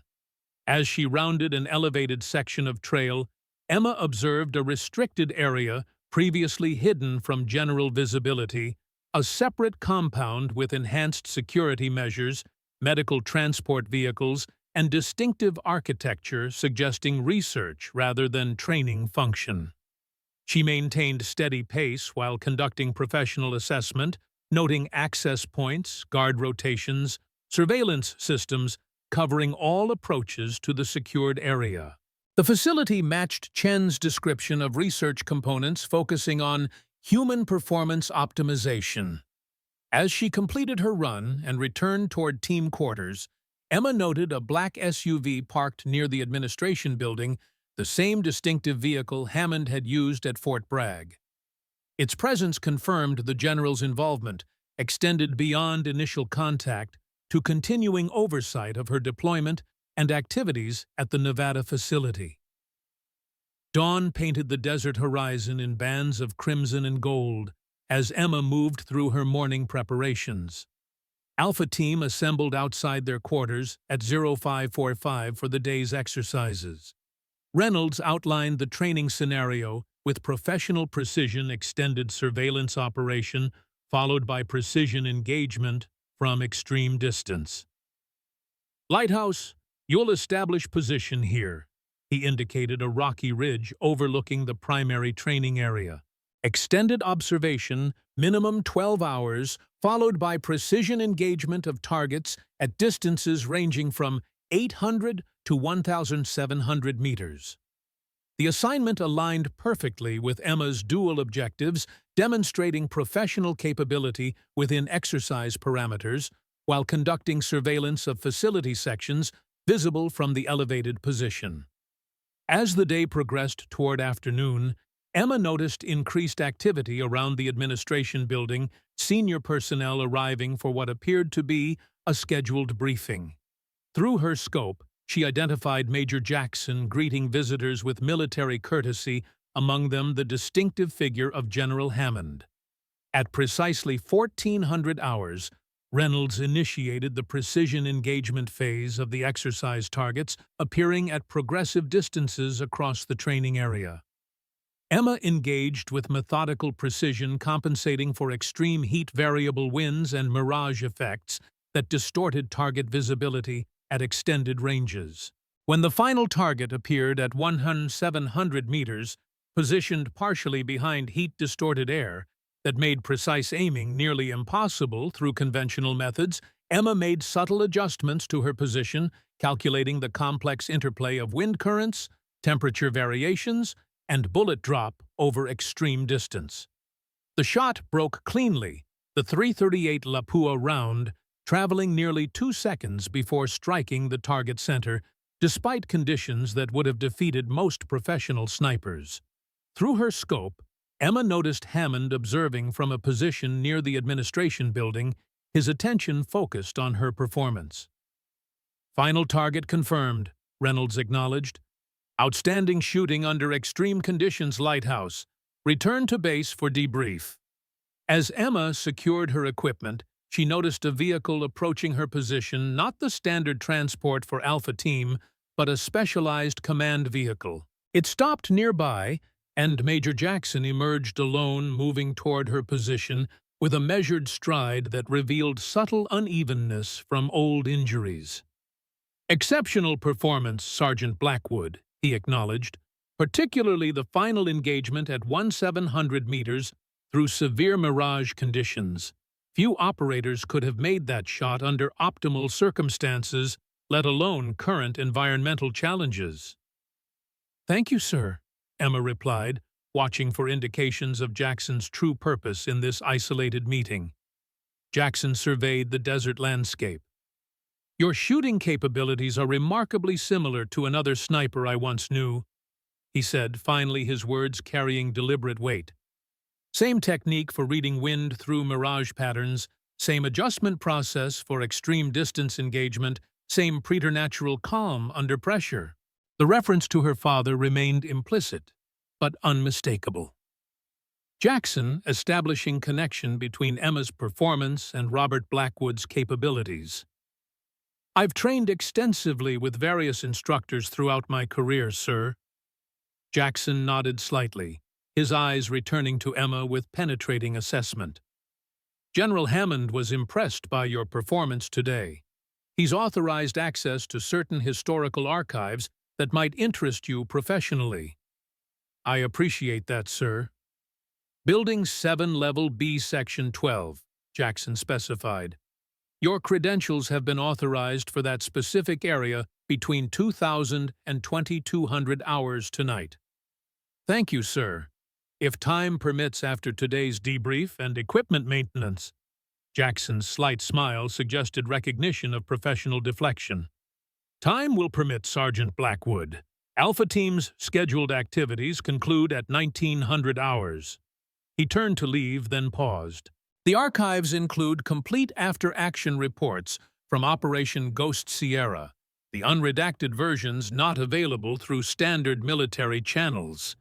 "That could be valuable from a tactical perspective, sir," Emma replied, maintaining her cover while acknowledging the opportunity. "I imagine so," Jackson said, his assessment penetrating beyond her professional exterior, "particularly given your father's involvement in that operation." The direct acknowledgement of familial connection shifted their exchange beyond implicit understanding to explicit recognition of shared awareness. "Yes, sir," she acknowledged simply. Jackson studied her for a moment longer. "Your father saved my life, Sergeant Blackwood, along with 8 other operators who should have died in those mountains." His voice carried a quality Emma hadn't heard before, something personal breaking through military formality. What he did that day defied conventional explanation. "The official report described his actions as heroic, sir," she said carefully. "The official report barely scratched the surface," Jackson replied, his eyes holding hers with uncomfortable intensity. "Report to Building 7 at 2,000 hours. Your credentials have been authorized." At precisely 1955 hours, Emma approached Building 7, a secure structure with enhanced protection measures. Her credentials underwent verification at multiple checkpoints, each authorization specifically limited to Section 12 on Level B during the designated time frame. Level B presented a stark contrast to the desert environment above climate-controlled corridors with subdued lighting, specialized air filtration systems, the ambient hum of advanced electronic equipment. Section 12 proved to be an archival repository containing physical documents alongside secure computer terminals for accessing digitized records. A civilian archivist verified Emma's authorization before explaining the system's organization. Materials related to Operation Ghost Sierra are in subsection 7A. Physical documents in the secured cabinets, digital records accessible through these terminals. Your authorization permits viewing, but not copying or removal of any materials. Thank you, she acknowledged, maintaining her cover as an operator simply researching family connection to a historical operation.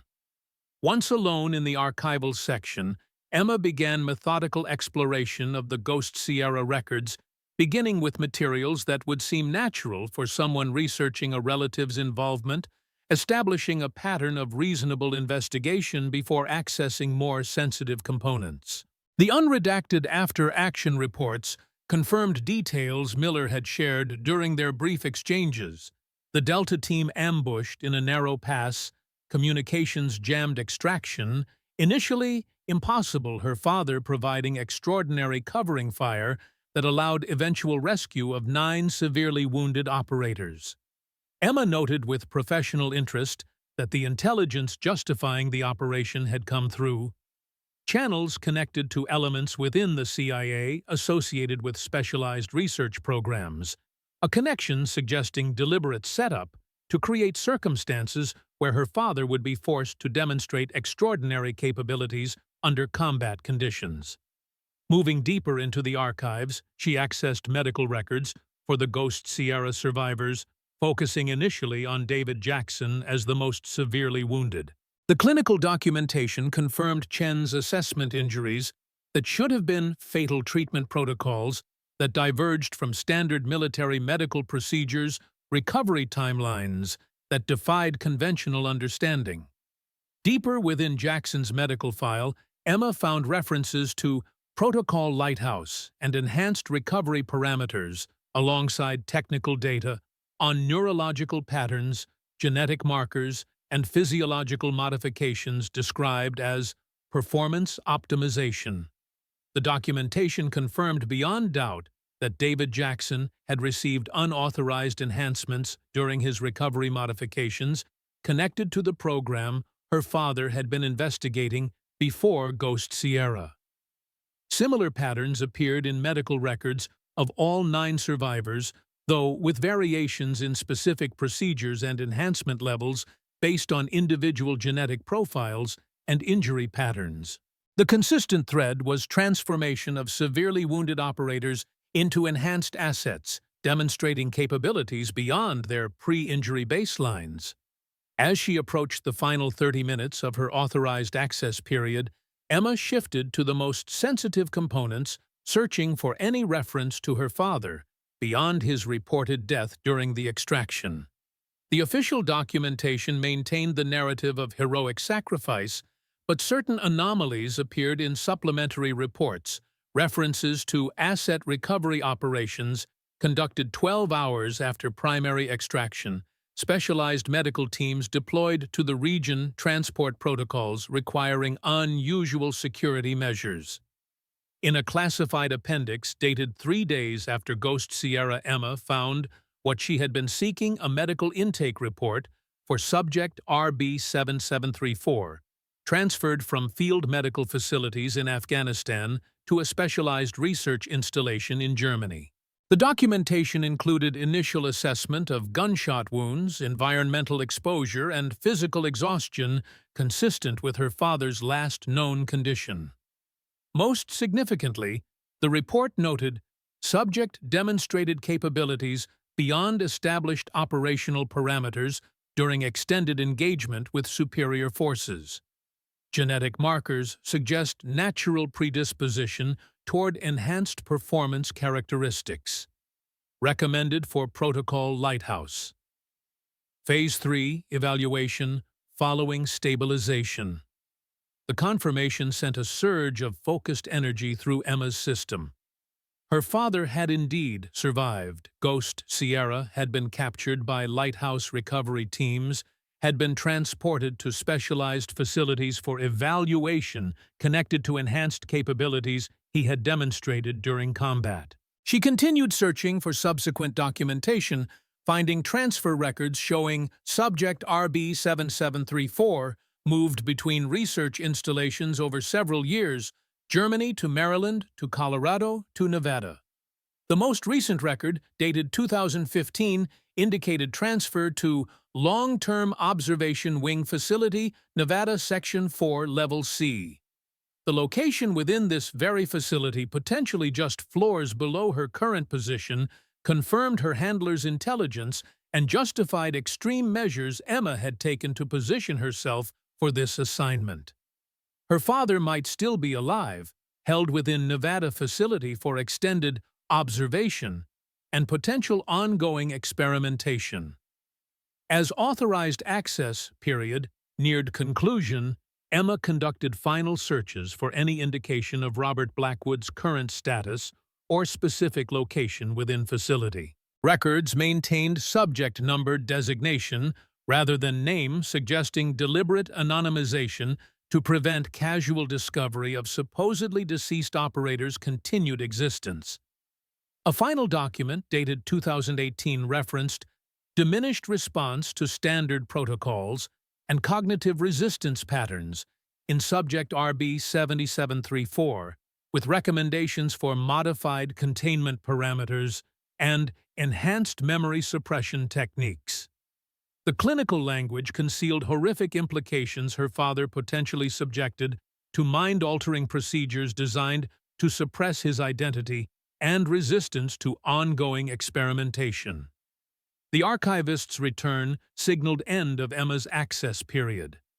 She concluded her research with practiced composure, showing appropriate appreciation for opportunity while revealing nothing of critical intelligence she had discovered.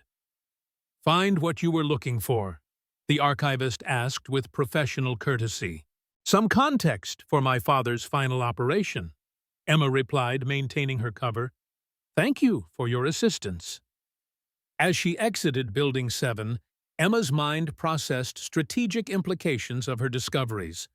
Her father alive, but potentially held against his will for 15 years.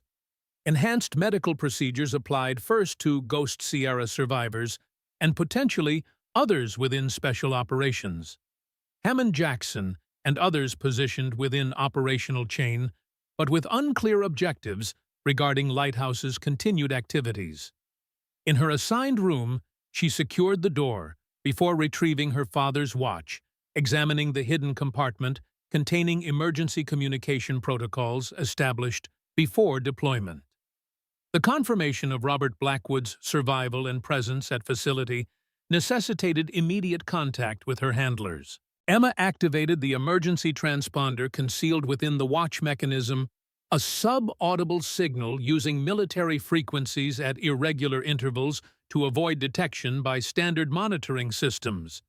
The transmission contained minimal data confirmation code indicating critical intelligence discovered requiring extraction planning support. The mission parameters had evolved beyond initial investigation into potential extraction operation, locating her father within Section 4 Level C, developing approach vectors through multiple security layers, identifying exfiltration routes from facility designed specifically to prevent unauthorized access or departure. The watch on her wrist seemed to pulse with renewed purpose, no longer simply connection to father's memory, but potentially instrument for his liberation after 15 years of captivity and experimentation. The engraving carried new significance: always watching, always seeking, always moving toward moment when justice would finally be served. Emma Blackwood prepared for sleep, with disciplined routine of career operator, knowing tomorrow would bring both tactical challenges in ongoing training exercises and strategic planning for potential extraction operations. The pieces had aligned intelligence, confirmed objective, located within reach. Whatever risks awaited, whatever opposition might emerge, she would proceed with same precision she brought to long-range shooting, patient, methodical, and ultimately unerring in reaching her target. The desert sun rose mercilessly over the Nevada facility, painting the barren landscape in harsh light that promised another day of punishing heat. Emma woke from a fitful sleep, her mind processing the implications of what she had discovered in the archives. Her father, Robert Blackwood, officially declared killed in action 15 years ago, was alive held captive within this very facility subject to experimental procedures connected to the classified lighthouse program. She moved through her morning routine with practiced precision, maintaining outward composure while internally calculating approach vectors, security protocols, and extraction contingencies. The mission had evolved beyond investigation to potential direct action, locating her father in Section 4 Level C, assessing his condition, and determining viable extraction options. Alpha Team assembled at 0600 for the day's scheduled exercises, a complex hostage rescue scenario focused on coordinated tactical movement through desert terrain. Reynolds outlined operational parameters with professional efficiency, assigning Emma overwatch position covering the team's approach to the target building. "Lighthouse you'll establish here." He indicated an elevated position overlooking the mock village. "Cover our approach and provide real-time intelligence on hostile movement. Engage only when necessary to protect the team." "Understood, sir," Emma acknowledged, mentally noting that the designated position would also provide line of sight to portions of the secure research facility she had identified during her run. The previous evening, a tactical advantage that would allow observation of security rotations and access protocols while fulfilling her assigned role. As she established her shooting position, Emma maintained dual awareness, monitoring the training scenario with professional focus while conducting peripheral surveillance of the research compound. Through her scope, she observed a medical transport vehicle approaching a secured entrance identical to those she had noted in the classified files describing subject transfer protocols for lighthouse research subjects. "Two hostiles, southwest corner of primary structure," she reported over the tactical radio, maintaining her cover while continuing observation of both the exercise area and research facility. "Team approaching from eastern approach clear," Reynolds acknowledged with professional brevity. "Copy lighthouse," maintaining position for 60 seconds, then initiating breach. The exercise proceeded with increasing complexity, simulated hostiles appearing at irregular intervals, mock hostages requiring careful discrimination, time-critical decision points, demanding instantaneous assessment and response. Throughout, Emma demonstrated exceptional capability in her assigned role while gathering critical intelligence about facility operations that might prove valuable during extraction planning. Through her scope, she observed Hammond arriving at the main research building, accompanied by Major Jackson and several individuals in lab coats, researchers or medical personnel connected to the Lighthouse program. Their movement patterns suggested scheduled review or assessment, potentially connected to experimental subjects housed within the facility. Emma maintained her professional focus, providing tactical support to Alpha Team while filing away these observations for subsequent analysis. The hostage rescue scenario concluded successfully, with Reynolds acknowledging the value of her precision fire support and tactical intelligence during the team debrief. "Your overwatch made the difference on this one lighthouse," he noted. "Early warning on those two hostiles at the southwest corner prevented potential compromise of our approach vector." "Just doing my job, sir," Emma replied, maintaining her cover while processing the intelligence she had gathered about facility operations. As the team dispersed for equipment maintenance and tactical review, Peterson approached with casual deliberation. "Good shooting today," he observed, his eyes carrying assessment beyond professional courtesy. Hammond's scheduled briefing with the research division ran long. The general rarely dedicates more than 30 minutes to subordinate reports. The deliberate mention of Hammond's activities suggested either intelligence probe or calculated information sharing. Peterson establishing awareness of connections between training operations and research components while gauging Emma's reaction. "I wouldn't know about the general's schedule, Staff Sergeant," she replied with professional neutrality. Peterson nodded slightly, accepting her response without necessarily believing it. "Archives prove useful last night. The Ghost Sierra documentation can be illuminating. about certain operational parameters. Some interesting tactical analysis, Emma acknowledged, revealing nothing of her critical discoveries while maintaining plausible professional interest. My father's marksmanship under extreme conditions provided useful reference points for desert environment engagement. I imagine so, Peterson replied, his Tennessee accent softening words carrying deliberate significance. Major Jackson has authorized continued access to those archives if you want to dig deeper. Some of the medical documentation on the survivors might interest you professionally. The offer of continued access represented either genuine alliance or sophisticated entrapment mechanism. Without knowing which, Emma maintained her careful balance, acknowledging the opportunity while revealing nothing of her true objectives. I appreciate that, if time permits between training rotations. Peterson studied her for a moment longer, his intelligence specialist's eyes seeking indicators beyond her composed exterior. Finding nothing beyond professional courtesy, he nodded slightly before moving away. Let me know if you need clearance for additional sections. Some records require specialized authorization. As Alpha Team prepared for afternoon exercises, Emma conducted methodical assessment of her tactical position. The discovery of her father's presence within the facility necessitated careful planning rather than impulsive action. Direct extraction without comprehensive intelligence and external support would likely fail against the facility's sophisticated security measures. Her handlers would be processing the emergency signal transmitted through her father's watch, developing contingency plans based on her confirmation that Robert Blackwood remained alive and held within the Nevada facility. The critical questions focused on timeline approach vectors and extraction resources, determining when and how to move against a highly secured military installation housing classified research programs. The afternoon's training exercises focused on desert survival and navigation, providing Emma opportunity to further familiarize herself with the terrain surrounding the facility, noting natural features that might provide concealment during extraction, identifying potential exfiltration routes, observing security patrol patterns along the facility perimeter. As dusk approached, transforming the harsh landscape into terrain of shadows and cooling sand, Reynolds released the team for evening maintenance and recovery.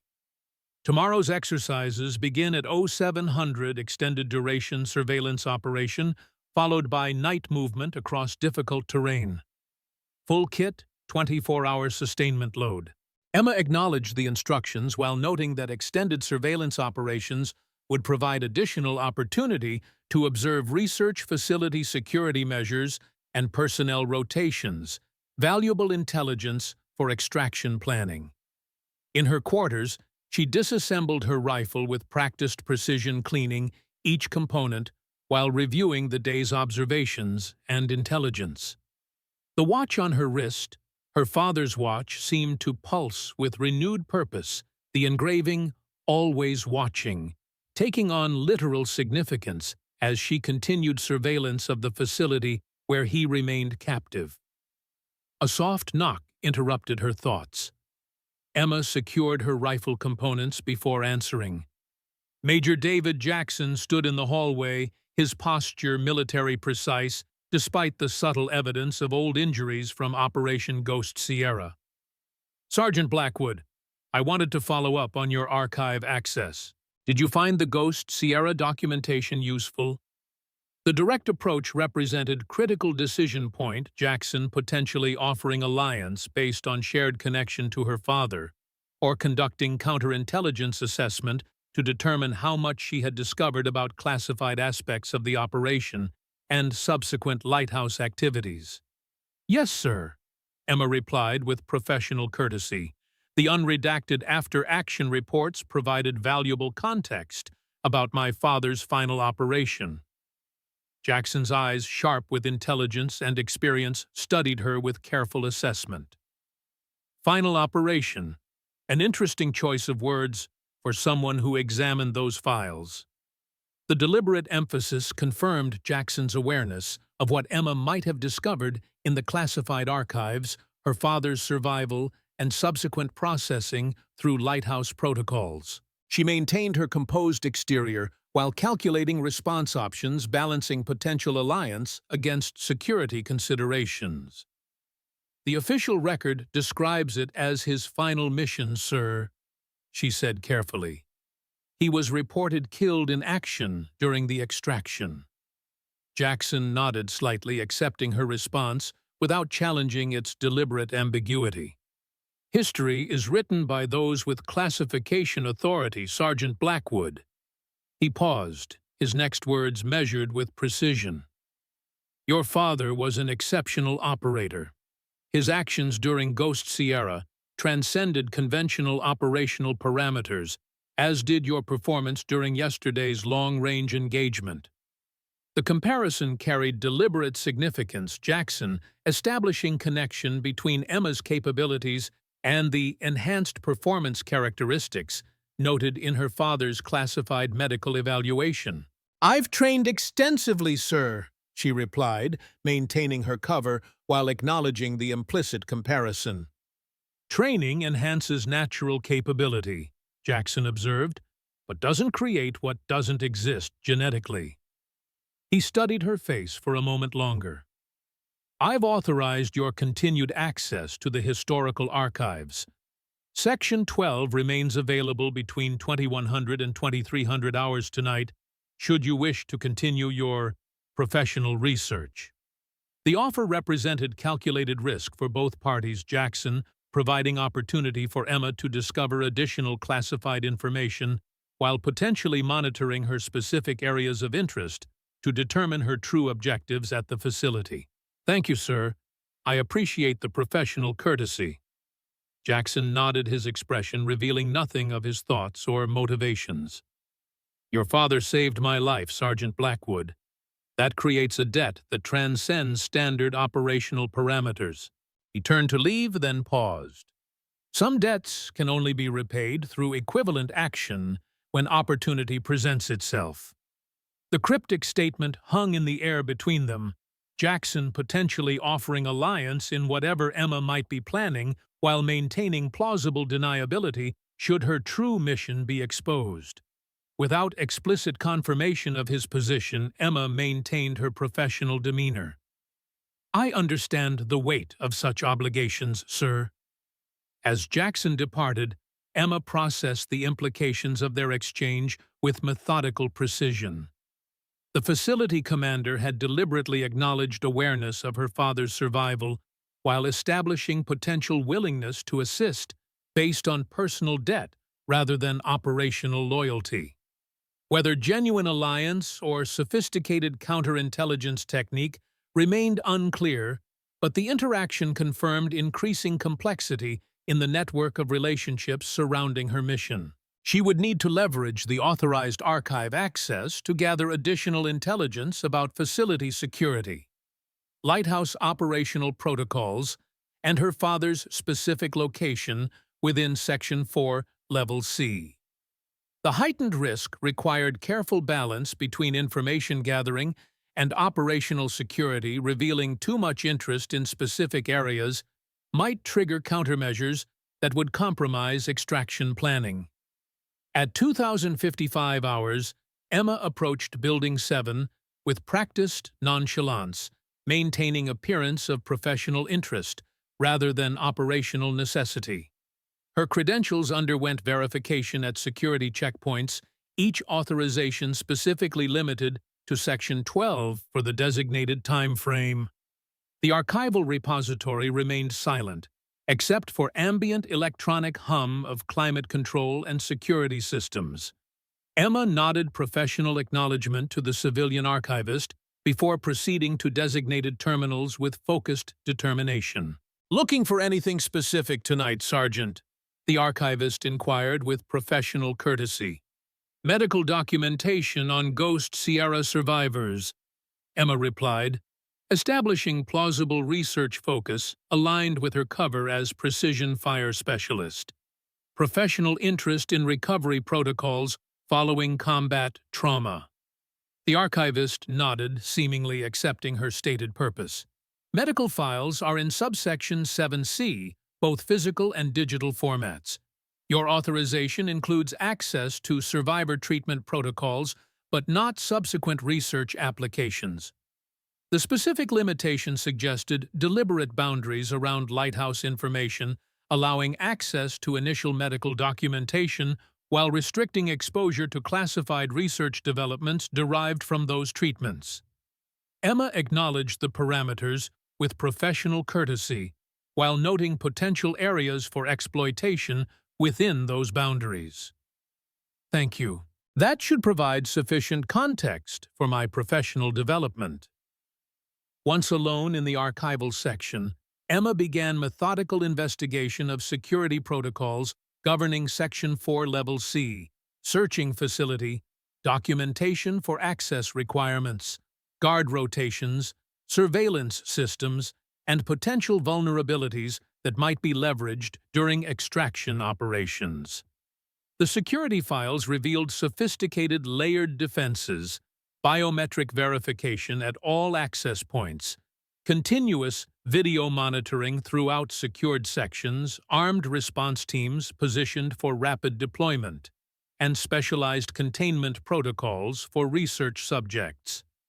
Direct penetration would require resources beyond her current capabilities without external support. Emma shifted focus to facility layout documentation, identifying potential approach vectors to Section 4 through maintenance corridors, ventilation systems, and medical transport channels.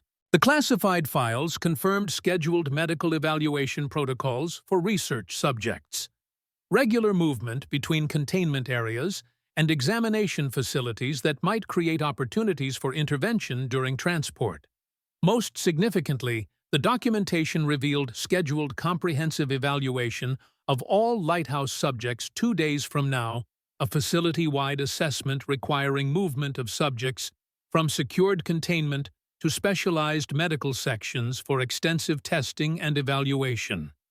The timing represented potential opportunity for extraction operations, creating predictable movement patterns that might be exploited with proper planning and resources.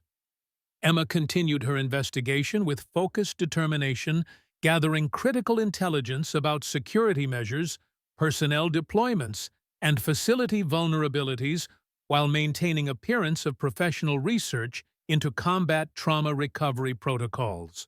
She documented access codes, patrol schedules, surveillance, blind spots, and emergency response procedures with methodical precision, building comprehensive operational picture for potential extraction planning.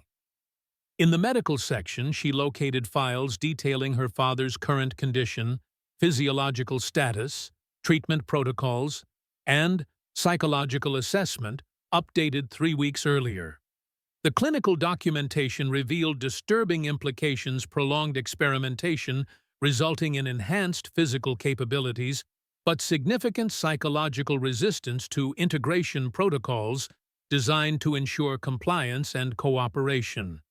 The most recent evaluation noted, subject RB7734 maintains cognitive resistance to memory suppression techniques despite increased dosage and application frequency. Recommend transition to Phase 4 neurological recalibration if resistance continues beyond current evaluation cycle. The clinical language concealed horrific reality, her father fighting to maintain his identity and autonomy despite years of experimental procedures designed to transform him into compliant research subject. The timeline created urgency beyond personal resolution, the scheduled neurological recalibration potentially representing permanent destruction of Robert Blackwood's core identity and memory structures. As her authorized access period approached conclusion, Emma conducted final assessment of extraction options based on gathered intelligence. The facility's security measures presented formidable obstacles to conventional extraction approaches, but the scheduled comprehensive evaluation created potential opportunity, predictable movement patterns, temporary separation from primary containment protocols, and facility-wide activity that might provide necessary distraction for targeted intervention. The archivist's return signaled end of Emma's research period. She concluded her documentation review with practiced composure, showing appropriate professional interest while revealing nothing of operational intelligence gathering. "Find what you needed, Sergeant," the archivist inquired as she secured the terminal. "Valuable professional context," Emma confirmed with measured appreciation. "The medical response protocols provide useful reference for combat trauma contingencies." Back in her quarters, Emma activated the secure communication protocol concealed within her father's watch, transmitting compressed data packet containing critical intelligence about facility security, subject location, and scheduled evaluation that might provide extraction opportunity. The transmission used military frequencies at irregular intervals designed to avoid detection by standard monitoring systems while conveying essential operational information to her handlers. She reviewed potential extraction scenarios with methodical precision, analyzing approach vectors, security vulnerabilities, and exfiltration routes based on gathered intelligence. The scheduled comprehensive evaluation represented optimal opportunity, but would require precisely coordinated external support to overcome the facility's sophisticated security measures and armed response capabilities. As she completed operational assessment, Emma reached final determination: direct extraction, without external support, would likely fail against the facility's defensive measures, but delaying beyond the scheduled evaluation risked permanent loss of her father's identity through neurological recalibration procedures. The mission parameters required immediate preparation for potential intervention during the evaluation cycle, leveraging available resources while awaiting confirmation of external support through established communication channels. Emma prepared for sleep with disciplined focus, knowing tomorrow's training exercises would provide additional opportunity to observe facility operations while maintaining her cover as precision fire specialist. The mission had reached critical decision point, balancing tactical patience against operational necessity, with her father's life and identity hanging in the balance. The watch on her wrist seemed to pulse with her father's presence, the engraving "Always Watching," representing both connection to his enduring resistance and her own determination to complete the rescue mission he had begun 15 years earlier when documenting lighthouse violations for congressional oversight. The circle would close when she extracted him from captivity, revealing truth that powerful interests had worked for 15 years to keep buried beneath layers of classification and deception. Dawn illuminated the desert landscape as Alpha Team assembled for the day's extended surveillance operation. Reynolds outlined tactical parameters with professional precision, assigning team members to observation positions surrounding a mock insurgent compound. "Lighthouse, you'll establish here," he indicated elevated position providing comprehensive visibility across the training area. "Minimum 12 hours surveillance, cataloging all movement patterns and security rotations. Maintain communications discipline throughout observation period." "Copy that, sir," Emma acknowledged, recognizing that the assigned position would also provide partial visibility of the research facility's external security measures, valuable intelligence for extraction planning, while fulfilling legitimate operational role. As she established her observation post among rock formations overlooking the training area, Emma noted increased activity around the research compound. Additional security personnel at key access points, specialized equipment being transported through secured entrances, technical staff moving with purposeful efficiency between administrative and research sections. The preparations aligned with documentation regarding the comprehensive evaluation scheduled for tomorrow, facility-wide preparation for significant operational activity. Emma maintained her assigned surveillance duties with professional focus, documenting mock insurgent movement patterns and security rotations, while gathering peripheral intelligence about research facility operations. Through her scope, she identified Hammond's arrival mid-morning, the general's distinctive silver hair unmistakable as he entered the main research building, accompanied by senior staff members carrying specialized communication equipment. "Movement at primary structure east entrance," she reported over tactical radio, maintaining cover while continuing observation of both training scenario and facility preparations. 4 individuals establishing security perimeter, possible leadership, arriving within next 30 minutes based on security deployment pattern. "Copy Lighthouse," Reynolds acknowledged. "Continue observation and report any additional security modifications." The surveillance operation continued throughout the day, providing Emma extended opportunity to document facility security patterns while demonstrating professional capability in her assigned role. The desert heat built to punishing levels by mid-afternoon testing endurance and equipment functionality under extreme environmental conditions. Through her scope, Emma observed medical transport vehicles arriving at specialized entrance to the research facility, equipment and personnel consistent with comprehensive evaluation protocols described in the classified documentation. The increased activity confirmed tomorrow's scheduled assessment of all Lighthouse subjects, including her father, creating both urgency and opportunity for potential extraction operations. As evening approached, Reynolds initiated the second phase of training exercises, night movement across difficult terrain to observation positions overlooking secondary target area.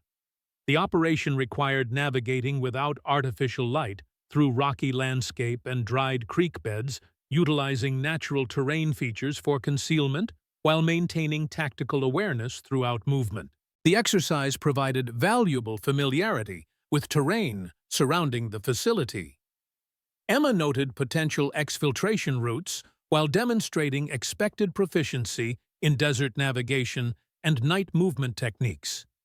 The team established final observation positions shortly before midnight, overlooking mock target area, with clear fields of fire for precision engagement, if required, during subsequent operational phases. "Hold current positions until 0600, Reynolds instructed over tactical radio. "Maintain observation rotation 15 minutes on 45 minutes rest cycle. Report any significant activity immediately." Emma acknowledged the instructions while establishing her observation position with careful precision.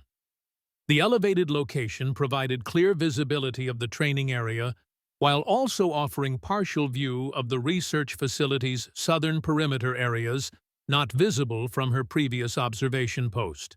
During her assigned observation periods, she documented security patrol patterns along the facility perimeter, noting timing equipment and tactical formation of armed response teams conducting regular security sweeps. The intelligence would prove valuable during extraction planning, identifying optimal approach vectors and potential vulnerabilities in the security cordon. Between observation rotations, Emma maintained situational awareness while reviewing mental contingencies for tomorrow's potential extraction operation.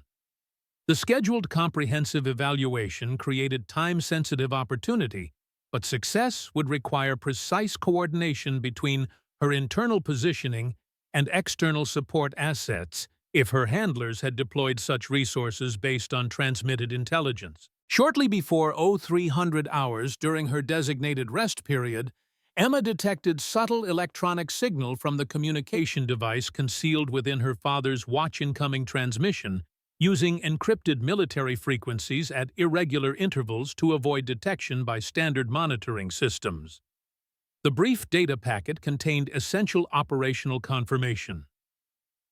Extract assets deployed. Scheduled evaluation confirmed opportunity window. Await signal authorization through established protocol. Resources available on confirmation.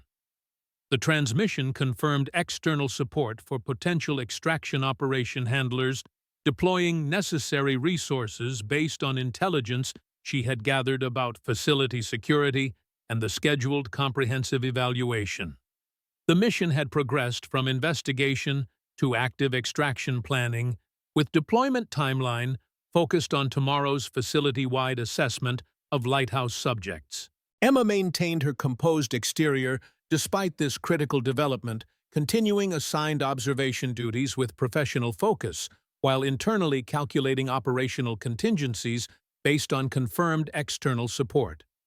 The mission parameters now included specific timeline-coordinated extraction during tomorrow's evaluation procedures, leveraging facility-wide activity and predictable movement patterns to create opportunity for targeted intervention.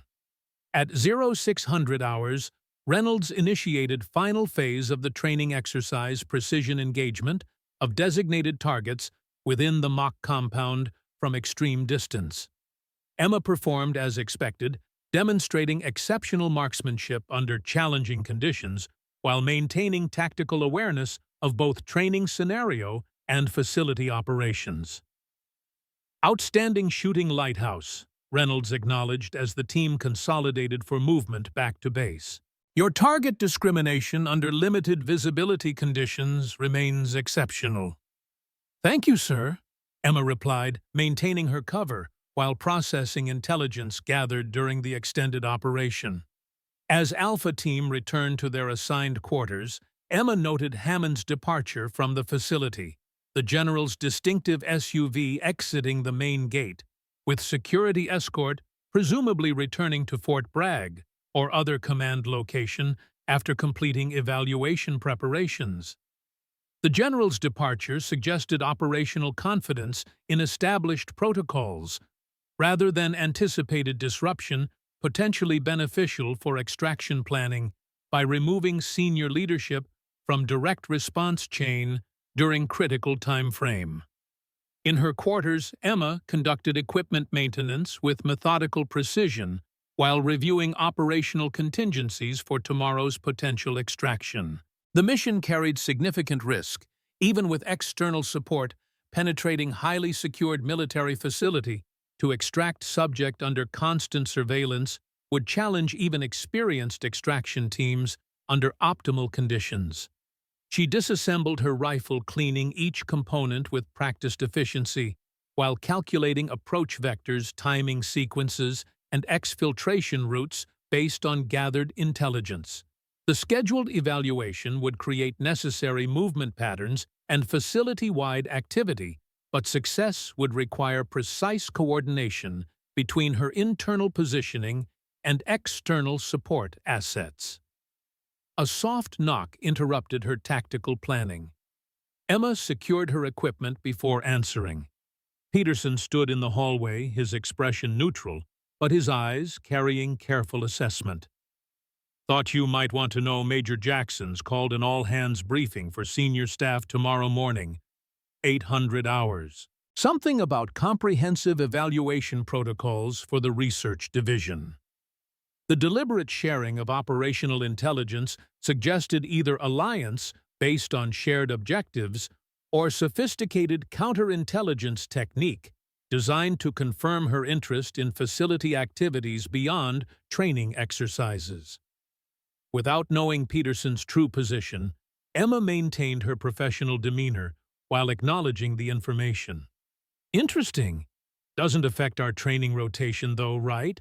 Peterson's slight smile suggested recognition of her careful deflection. Not directly, though some facility areas will be off-limits during the evaluation procedures.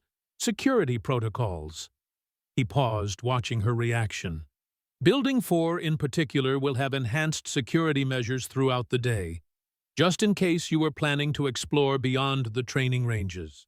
The specific reference to Building 4 housing section, 4 Level C, where her father was held, confirmed Peterson's knowledge extended beyond his apparent role as intelligence specialist. Whether offering assistance or conducting assessment remained unclear, but his deliberate disclosure of operational details suggested awareness of connections beyond standard training deployment. "I'll stick to assigned areas, Staff Sergeant," Emma assured him with professional courtesy. "My focus remains on team integration and precision fire support." Peterson nodded, seemingly satisfied with her response, while clearly understanding the unspoken dynamics beneath their exchange. "Good policy, Lighthouse. Though sometimes circumstances require flexibility beyond standard operational parameters."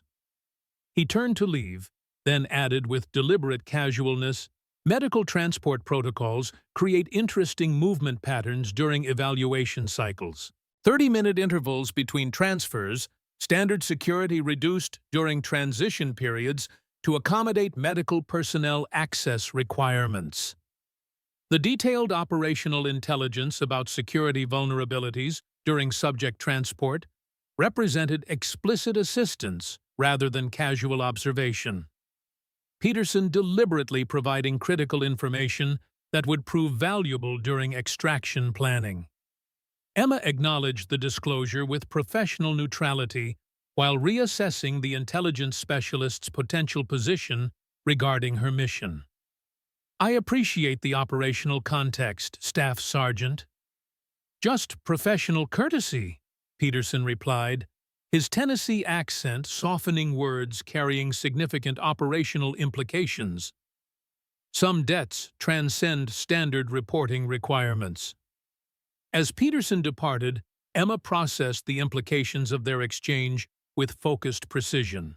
The intelligence specialist had deliberately provided critical information about security vulnerabilities during the scheduled evaluation, specific timing of subject transport, and reduced security during transition periods. Combined with Jackson's cryptic reference to debts that transcend standard operational parameters, the pattern suggested potential internal alliance network connected to her father's previous actions during Operation Ghost Sierra. The scheduled evaluation would begin at 800 hours tomorrow. Comprehensive assessment of all Lighthouse subjects, including her father, creating predictable movement patterns between containment areas and medical facilities. External support assets had been deployed based on her transmitted intelligence, with extraction resources available upon confirmation signal through established protocols. Emma completed her equipment preparation with methodical focus, reviewing contingency plans based on gathered intelligence and confirmed external support. The mission parameters included specific timeline and operational window-coordinated extraction during tomorrow's evaluation procedures, leveraging facility-wide activity and security vulnerabilities during subject transport between secured areas. The watch on her wrist seemed to pulse with renewed purpose connection to her father's 15-year resistance against unauthorized experimentation and memory suppression techniques. Tomorrow would determine whether that resistance had been worthwhile, whether the truth he had discovered about Lighthouse would finally emerge from the shadows of classification and deliberate concealment. As night settled over the Nevada desert, Emma Blackwood prepared for sleep, with the disciplined routine of a career operator, knowing tomorrow would bring culmination of 15 years of searching, training, and positioning for this critical moment. Her father had saved 9 lives during Operation Ghost Sierra, creating debts that apparently transcended standard operational loyalty among men like Jackson and Peterson. Tomorrow would reveal whether those debts would translate into actionable alliance during extraction operations. The pieces had aligned external support, deployed security vulnerabilities, identified operational timeline established. Whatever challenges tomorrow brought, Emma would face them with the same precision she brought to long-range shooting, patient, methodical, and ultimately unerring in reaching her target. Always watching, always waiting for the moment when justice would finally be served, and truth revealed after 15 years of deliberate concealment. Emma woke before dawn, her mind immediately focused on the day's critical timeline. The scheduled evaluation would begin at 800 hours, creating facility-wide activity and predictable movement patterns that might provide opportunity for coordinated extraction operation. External support assets had been deployed based on her transmitted intelligence with resources available upon confirmation signal through established protocols. She completed morning preparations with practiced efficiency, checking equipment with methodical precision while reviewing operational contingencies based on gathered intelligence. Her father's watch remained on her wrist, the concealed communication device representing critical link to external support assets positioned near the facility. Alpha Team assembled at 0700 for the day's training exercises, complex scenarios involving multiple target discrimination, and rapid engagement from varying distances and positions. Reynolds outlined operational parameters with professional focus, unaware of the parallel mission developing alongside legitimate training activities. Standard rotation today, Reynolds explained, distributing assignment cards to team members. 4-hour blocks at designated positions, comprehensive coverage of all approach vectors to mock objective area. Lighthouse, you'll start at position 3, overlooking the eastern approach. Emma acknowledged the assignment with professional courtesy, noting that position 3 would provide partial visibility of Building 4, the research facility housing Section 4, Level C, where her father was held. The legitimate tactical position aligned with her extraction planning requirements, creating operational synergy between assigned duties and mission objectives. As the team deployed to designated positions, Emma observed increased activity around the research facility, security personnel, establishing enhanced protocols at key access points, medical staff moving with purposeful efficiency between buildings, transport vehicles positioned near specialized entrances. The preparations confirmed scheduled evaluation procedures moving forward as documented in the classified files. She established her observation position with practiced precision, creating stable shooting platform while maintaining comprehensive awareness of both training area and facility operations.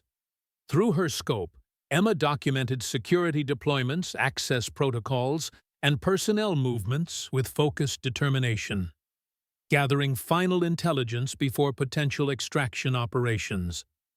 At precisely 800 hours, facility-wide announcement system activated notification tone, followed by automated message. Attention all personnel. Scheduled evaluation procedures now in effect. Section access restrictions implemented. Authorized personnel report to designated stations for assignment confirmation.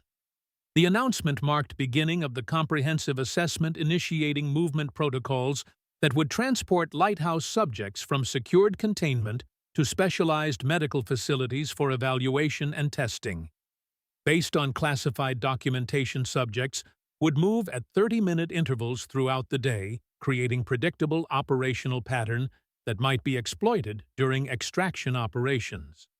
Emma maintained her assigned surveillance duties with professional focus, providing tactical support to Alpha Team while monitoring facility operations through peripheral observation. Through her scope, she identified the first medical transport at 0830 hours subject in secured wheelchair moved from Building 4 to specialized medical facility under guard escort, following precisely the protocols described in classified documentation. Movement at designated observation point. She reported over tactical radio maintaining cover while continuing surveillance of both training scenario and facility operations. 4 personnel with unidentified package moving east to west along primary approach vector. Copy Lighthouse, Reynolds acknowledged. Maintain observation and report any additional movement patterns. The training exercise continued with increasing complexity, providing legitimate operational cover, while Emma gathered critical intelligence about evaluation procedures and security protocols. Each 30 minutes brought another subject transport between buildings, precise timing creating predictable operational pattern that aligned with Peterson's deliberately shared intelligence about reduced security during transition periods. At 11:30 hours, Emma observed distinctive transport procedure, subject moved from Building 4 under enhanced security protocols with specialized medical team and additional guard escort. The heightened security suggested high-value subject or special handling requirements, potentially her father based on documented resistance to control protocols and scheduled neurological recalibration procedures. The transport moved with careful precision toward the specialized medical facility, maintaining comprehensive security cordon throughout the transfer between buildings.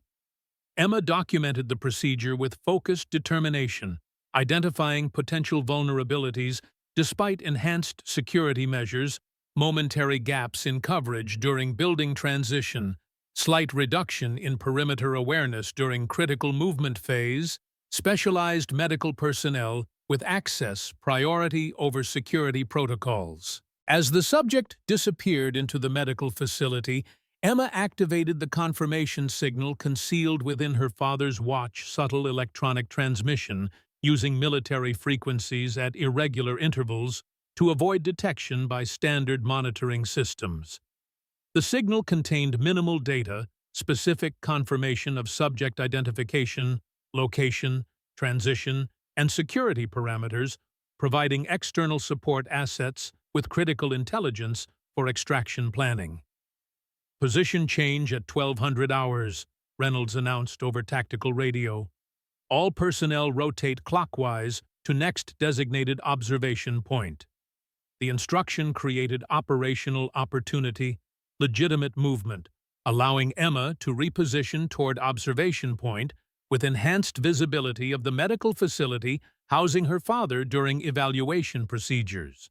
She acknowledged the order with professional courtesy, while calculating optimal approach vectors based on gathered intelligence and identified security vulnerabilities. Copy that, sir. Transitioning to position 4 at designated time. At precisely 1200 hours, Emma secured her equipment and began tactical movement toward the next observation point, maintaining operational awareness while executing the legitimate position change. The rotation provided cover for closing distance to the medical facility, reducing potential extraction radius while maintaining appearance of standard training operations. As she established new observation position, Emma detected subtle electronic signal from the communication device concealed within her father's watch incoming transmission, confirming external support assets in position and extraction resources prepared for coordinated operation. The transmission included critical operational parameters. Extraction window confirmed 14:30–1500 during subject transport from medical facility to primary containment. Assets positioned at designated exfiltration coordinates. Signal confirmation when subject secured. The transmission established specific extraction timeline intervention during afternoon transport when her father would be moved from the medical facility back to secured containment in Building 4. The 30-minute window represented optimal opportunity, leveraging identified security vulnerabilities during transition between buildings while providing sufficient time for movement to exfiltration coordinates. Emma maintained her professional focus throughout the afternoon's training exercises, demonstrating expected capabilities while internally calculating final operational contingencies for the extraction. The mission parameters now included specific timeline, confirmed external support, and identified security vulnerabilities during the critical transport phase. At 14:15 hours, she observed preparation for subject transport from the medical facility, security personnel, establishing movement corridor medical staff, finalizing evaluation documentation transport equipment, positioned near specialized exit. The procedures aligned with classified protocols documented in the facility archives, creating predictable operational pattern that would initiate between 14:30–1500 hours based on established procedures. Possible high-value target movement at secondary structure, Emma reported, over tactical radio maintaining cover while establishing legitimate reason for observing the medical facility. Security formation consistent with protection detail rather than standard patrol configuration. Copy Lighthouse, Reynolds acknowledged.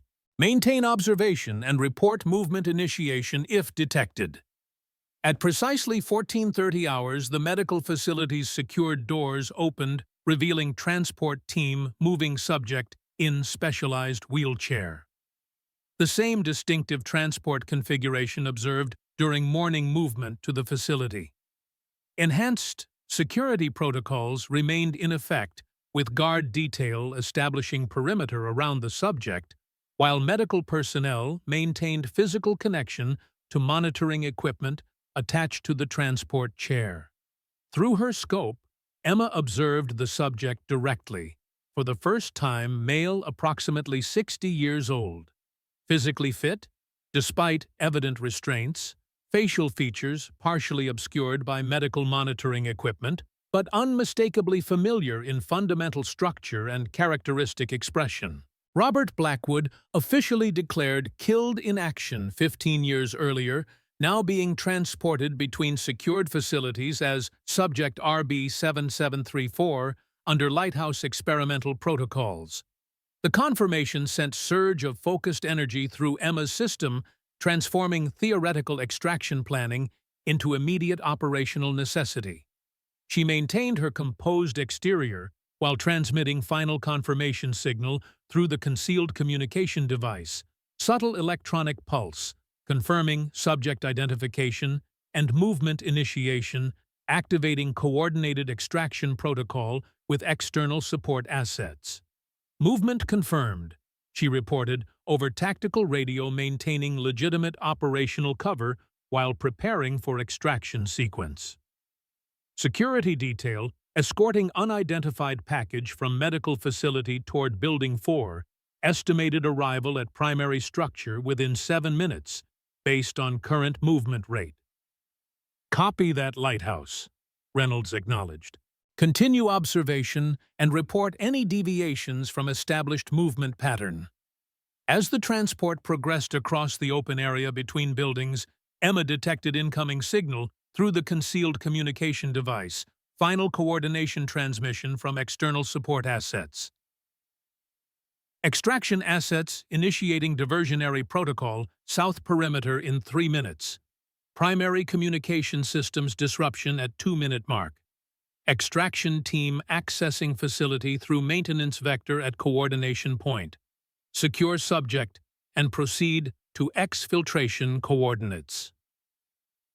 The transmission confirmed immediate extraction operation, coordinated intervention with diversionary tactics, communications disruption, and specialized team accessing the facility through identified vulnerability in the security perimeter. Emma would need to secure her father during the critical window between diversionary initiation and arrival of the extraction team, leveraging the confusion to remove him from Lighthouse custody before security could establish effective containment response. She maintained her observation position with professional composure, monitoring the transport progress while calculating intersection vector based on current movement rate and projected disruption timeline. The extraction window would be extremely narrow, requiring precise coordination between diversionary tactics, communications disruption, and direct intervention to secure her father before security protocols could adapt to the developing situation. At precisely 14:38 hours, alarms activated along the facility's southern perimeter emergency protocols, initiating in response to apparent security breach at the opposite end of the installation from the medical transport currently in progress. Security personnel responded with practiced efficiency, diverting resources toward the perceived threat while maintaining minimal protection detail around the subject transport. 30 seconds later, facility-wide communications systems failed, radio channels filling with static automated security systems reverting to localized control protocols. Coordination between security elements, disrupted by precise electronic warfare, targeting critical command and control nodes. The disruption created operational chaos across the facility's security personnel, unable to communicate effectively, automated systems functioning at reduced capability, command structure temporarily fragmented by communications failure. Emma secured her rifle and initiated controlled movement toward the transport corridor, maintaining tactical awareness while exploiting the developing confusion. The legitimate training exercise provided operational cover team members dispersed across observation positions, communications disrupted by the same systems affecting facility security. Individual movement unlikely to trigger immediate response amid the developing security situation. She approached the transport corridor from concealed vector, utilizing natural terrain features and facility structures for cover while closing distance to the subject transport. The security detail had reduced from 8 personnel to 4 following the perimeter alarm, and communications disruption resources diverted to perceived primary threat along the southern boundary, creating vulnerability in the protection detail surrounding her father. As Emma reached optimal intervention position, she observed specialized team accessing the facility through maintenance entrance 50 meters from her location, external support assets, penetrating security perimeter during communications disruption, moving with practiced efficiency toward the transport corridor. The Team 3 operators, in unmarked tactical gear, established security positions along the approach vector, creating protected corridor for extraction movement once the subject was secured. The transport detail had paused during the communications disruption, security personnel attempting to establish situational awareness, while medical staff maintained monitoring equipment attached to the subject. Through tactical observation, Emma identified her father's condition: conscious but sedated, physically restrained but maintaining environmental awareness, eyes scanning surroundings with calculated assessment, despite apparent chemical constraints. She initiated final approach with controlled precision, utilizing disruption, confusion to close distance without triggering security response. The extraction team maintained covering positions, establishing fields of fire that would neutralize remaining security personnel if necessary during subject extraction.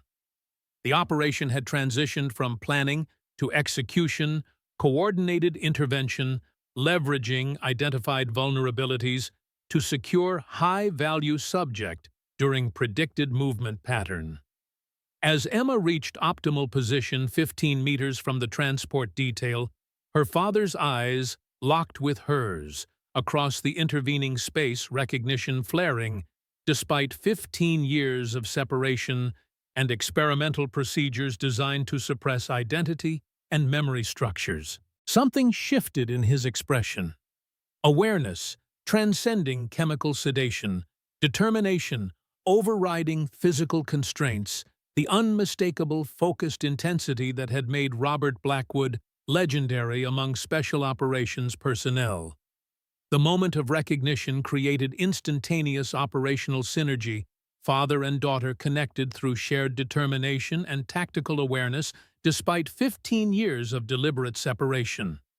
Without verbal communication, Robert Blackwood initiated movement within his constraints, creating distraction by collapsing monitoring equipment while directing security attention away from Emma's approach vector. The tactical advantage lasted only seconds, but provided critical opportunity. Security detail momentarily focused on the subject's apparent medical distress. Attention diverted from peripheral awareness that might have detected Emma's final approach. She covered remaining distance with controlled urgency, reaching the transport detail as external extraction team initiated coordinated movement from covering positions. What followed unfolded with the choreographed precision of professional operators executing carefully planned extraction. Emma neutralizing nearest security personnel with non-lethal takedown techniques, while extraction team eliminated remaining opposition through coordinated action. The operation lasted less than 20 seconds, 4 security personnel, incapacitated medical staff, contained without injury. Robert Blackwood secured from transport restraints and monitoring equipment. Extraction team Bravo subject secured. The team leader confirmed through tactical communication system unaffected by facility disruption measures.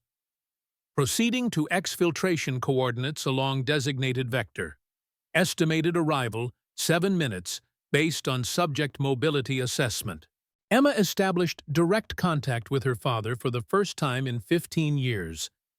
Physical support as he transitioned from transport chair to standing position, tactical assistance as he oriented to the developing extraction operation.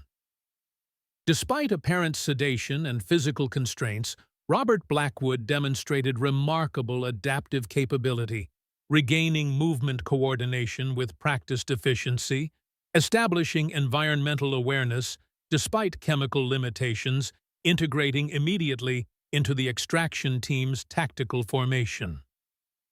Emma, he acknowledged, voice rough from limited use, but carrying unmistakable recognition and focused determination.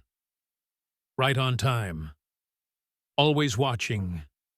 She confirmed the phrase, carrying significance beyond its literal meaning connection to the engraving on his watch, to the mission he had begun 15 years earlier when documenting lighthouse violations to the search that had driven her throughout her military career. Extraction route established. The team leader reported indicating protected corridor toward maintenance access point. 3 minutes to exfiltration vehicle, 7 minutes to coordination with air assets at designated pickup zone. Movement priority Alpha. The extraction team formed protective formation around Robert Blackwood, with Emma providing close support as they initiated movement toward the designated exfiltration route.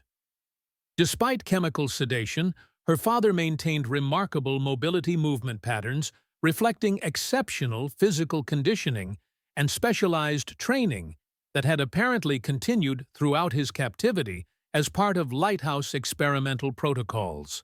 As they progressed toward the maintenance access point facility, security began coordinating response, despite communications disruption. Armed personnel establishing containment perimeter around the facility vehicle assets, deploying to block potential exfiltration routes. Aerial resources initiating search patterns above the installation. The extraction window was closing rapidly. Security adaptations, overcoming initial disruption, advantages, response elements, converging on likely escape vectors based on facility design and surrounding terrain. Exfiltration route Alpha compromised, the team leader reported, adjusting tactical movement based on developing security response. Transitioning to contingency vector through maintenance tunnel system. Estimated additional 4 minutes to vehicle rendezvous point. The extraction team modified movement accordingly, accessing maintenance corridor that would bypass primary security response elements while providing concealed route to the designated exfiltration vehicle. Emma maintained close support position with her father, providing physical assistance when needed, while continuously assessing his condition and capabilities during the extraction.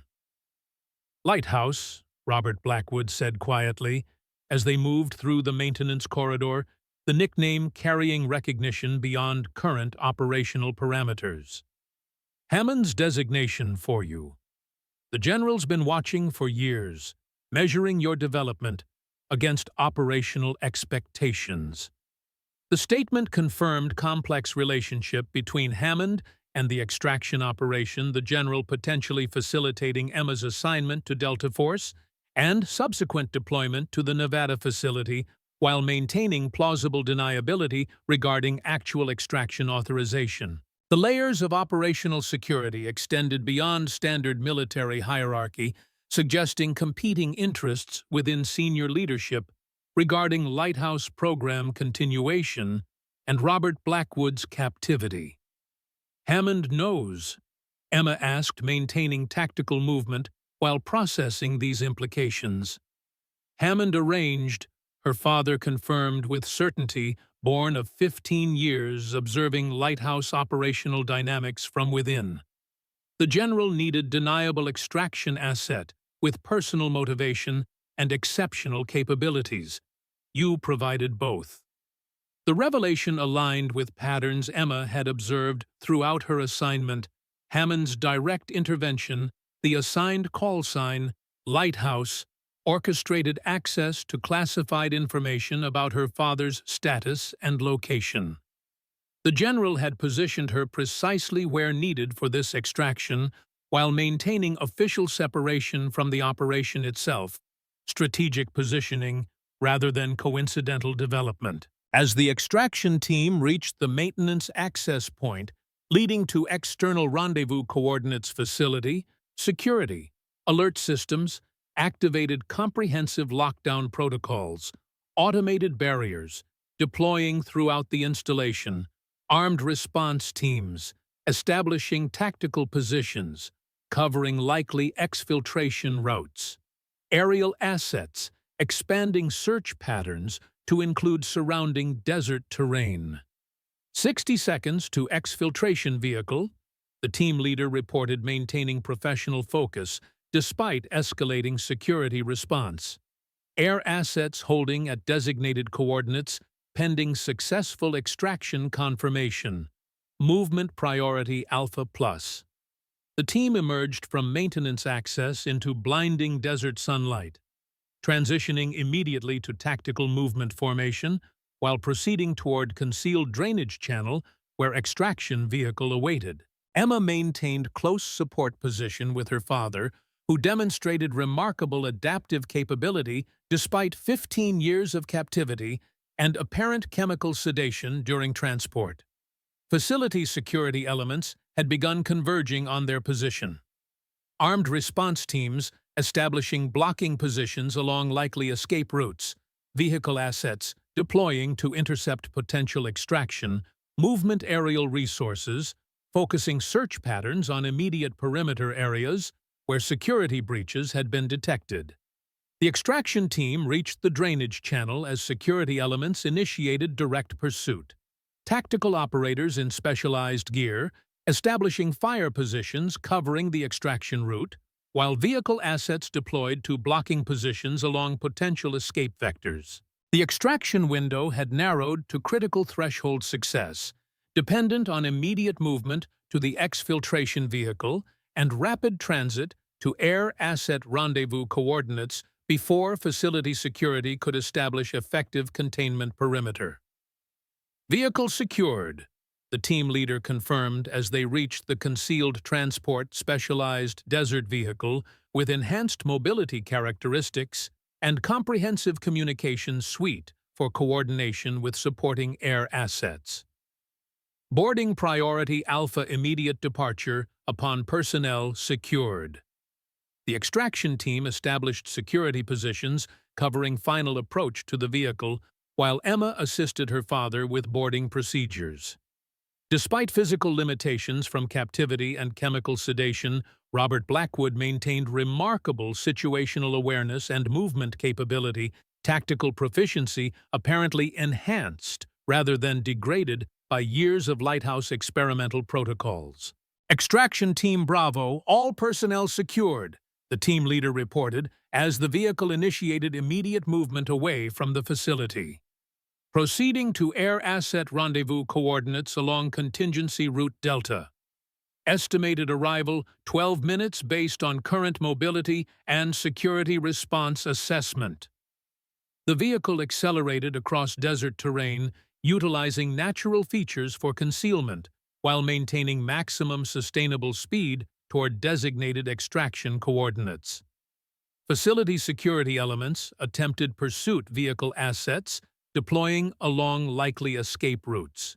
Aerial resources, expanding search patterns to include potential rendezvous locations. Armed response teams, establishing blocking positions along natural terrain corridors leading from the installation.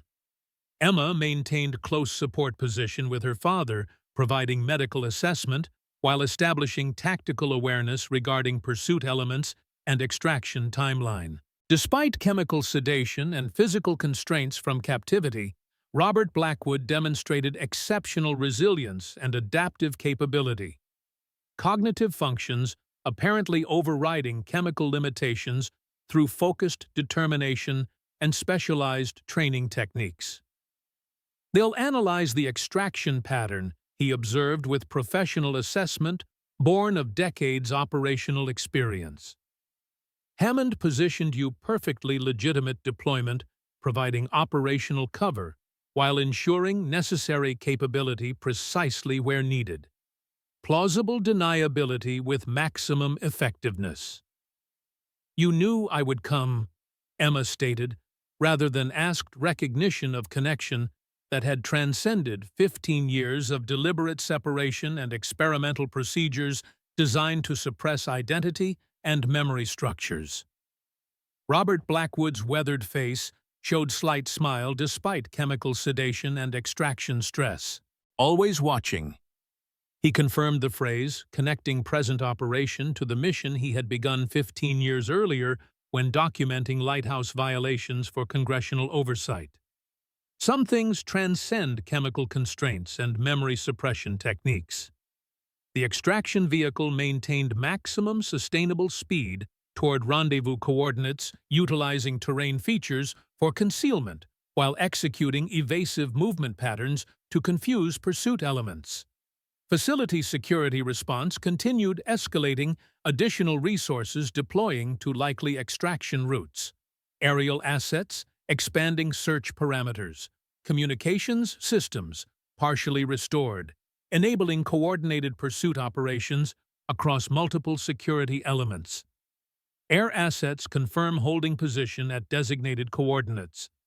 The team leader reported maintaining tactical communications with supporting elements while navigating optimal approach vector. Extraction window narrowing but still viable based on current movement rate and security response assessment. The vehicle crested final ridge before designated landing zone, revealing specialized helicopter positioned for immediate extraction rotors, already spinning crew, maintaining readiness for instant departure once personnel were secured. The air asset represented final extraction phase, immediate transport to secure location beyond facility security response capabilities, completing operation that had begun 15 years earlier when Robert Blackwood documented lighthouse violations for congressional oversight. As the vehicle approached landing zone facility, security elements initiated final pursuit effort. Aerial assets converging on probable extraction coordinates, vehicle elements, establishing blocking positions along likely escape routes, armed response teams deploying via helicopter to potential rendezvous locations. The extraction window had narrowed to critical threshold success, dependent on immediate transition from ground vehicle to air asset, before security could establish effective containment around the landing zone. Final approach to extraction asset, the team leader confirmed as they reached optimal transition point near the waiting helicopter. Immediate boarding priority Alpha departure upon personnel secured. The extraction team established security positions covering final approach, while Emma assisted her father toward the waiting aircraft. Despite physical limitations, Robert Blackwood maintained remarkable mobility movement, reflecting exceptional conditioning and specialized training that had apparently continued throughout his captivity as part of lighthouse experimental protocols. "We have pursuing elements approaching from the south," the helicopter pilot reported through tactical communication system. Estimated 2 minutes before they establish visual contact with extraction point. Departure priority Alpha Plus. The extraction team maintained covering positions as Emma and her father boarded the aircraft, followed by systematic team extraction, while maintaining tactical security around the landing zone. The operation had reached final phase immediate departure necessary before facility security could establish effective containment or engage the extraction helicopter with available weapons systems. All personnel secured, the team leader confirmed, as final operators boarded the aircraft. Immediate departure, authorized evasive flight pattern per established protocol. The helicopter lifted immediately, initiating rapid departure from the landing zone while executing evasive maneuvers to confuse potential tracking systems or weapons engagement. Facility security elements converged on the extraction point. Moments after departure, vehicle assets establishing perimeter positions, armed personnel deploying from transport helicopters, aerial resources attempting to establish pursuit patterns behind the departing extraction aircraft. As the helicopter gained altitude and speed, Emma maintained close support position with her father, physical assistance, and tactical assessment, while establishing secure connection within the extraction team's operational framework. Despite chemical sedation and physical constraints from captivity, Robert Blackwood demonstrated exceptional adaptive capability. Cognitive functions apparently enhanced, rather than degraded by years of specialized training incorporated within Lighthouse experimental protocols. "They'll analyze the extraction pattern," he observed again, professional assessment continuing despite extraction stress and chemical limitations. Hammond created perfect operational cover, legitimate deployment, masking extraction preparation, while positioning necessary capability precisely where needed. Plausible deniability with maximum effectiveness. "The General knows you're alive," Emma confirmed based on operational patterns observed throughout her assignment. "He orchestrated my deployment to the Nevada facility with full awareness of potential extraction outcome." Robert Blackwood nodded recognition born of 15 years observing Lighthouse operational dynamics from within. Hammond needed the program exposed, but couldn't move directly against it. Too many powerful interests invested in continued research. Too many compromised operators already deployed throughout special operations communities. He needed deniable asset with personal motivation and exceptional capabilities. The revelation aligned with Emma's assessment of Hammond's actions, the General facilitating her assignment to Delta Force and subsequent deployment to the Nevada facility while maintaining official separation from the extraction operation itself. The strategic positioning transcended coincidence, suggesting deliberate orchestration to achieve specific outcome while preserving plausible deniability regarding official authorization. "We have clean departure vector," the pilot reported through the aircraft's communication system. "No pursuit elements maintaining effective tracking capability. Estimated arrival at secure location in 47 minutes, based on current flight parameters." The helicopter maintained maximum sustainable speed away from the facility, utilizing terrain features for concealment, while executing evasive flight pattern to confuse potential tracking systems.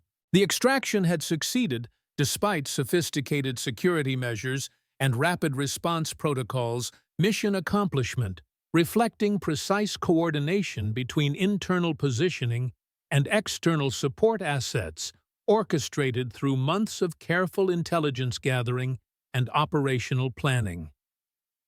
Emma secured her father's watch on his wrist, the timepiece returning to its original owner after 15 years, serving as critical connection between separated family members and operational asset, enabling precise extraction coordination.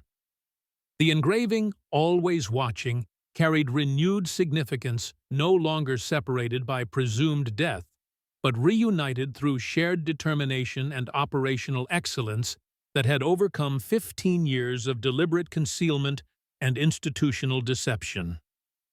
"The mission you started 15 years ago," Emma said, referencing his documentation of Lighthouse violations for congressional oversight. "It's finally complete." Robert Blackwood's weathered face showed slight smile despite chemical sedation and extraction stress. "Not complete," he corrected with certainty, born of 15 years observing Lighthouse operations from within. "Just entering new phase." He glanced toward the secure communication system installed within the extraction helicopter. Hammond will need the evidence we've gathered, documentation of unauthorized continuation, experimental protocols, exceeding executive authorization deployment of enhanced operators without oversight or accountability. The mission had indeed transcended simple extraction, evolving into potential exposure of classified program operating beyond authorized parameters for 15 years despite executive order termination.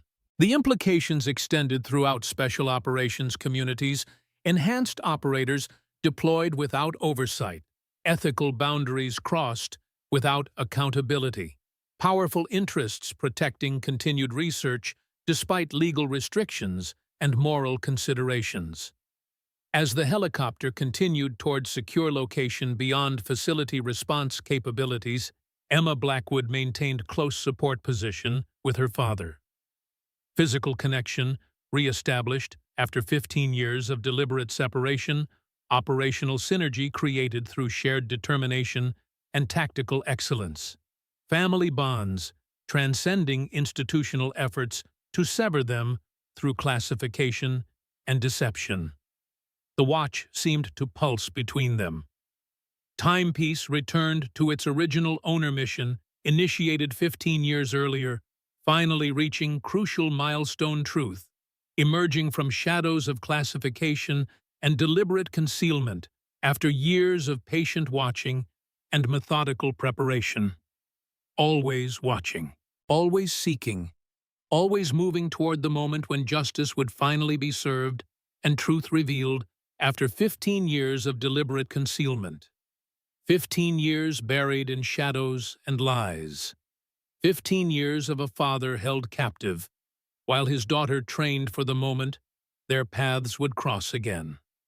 The truth about Project Lighthouse didn't die in those Afghan mountains. It merely waited patient, as a sniper watching the wind. What does it cost to find someone who officially never survived? For Emma Blackwood, it meant years of calculated moves, of becoming the weapon her father had once been. For Robert Blackwood, it meant enduring experiments designed to break not just his body, but the very essence of who he was. In the end, it wasn't just skill that brought them together, it was the invisible thread that binds parent to child. Stronger than any memory suppression protocol Hammond's scientists could devise, always watching, always waiting for the moment truth could finally emerge. As their helicopter disappears over the horizon, father and daughter carry with them evidence of a program that crossed boundaries no government should breach. But some secrets refuse to stay buried, and some debts can only be paid in full. What price would you pay to rescue someone the world believes is already gone? What lines would you cross to bring the truth into the light?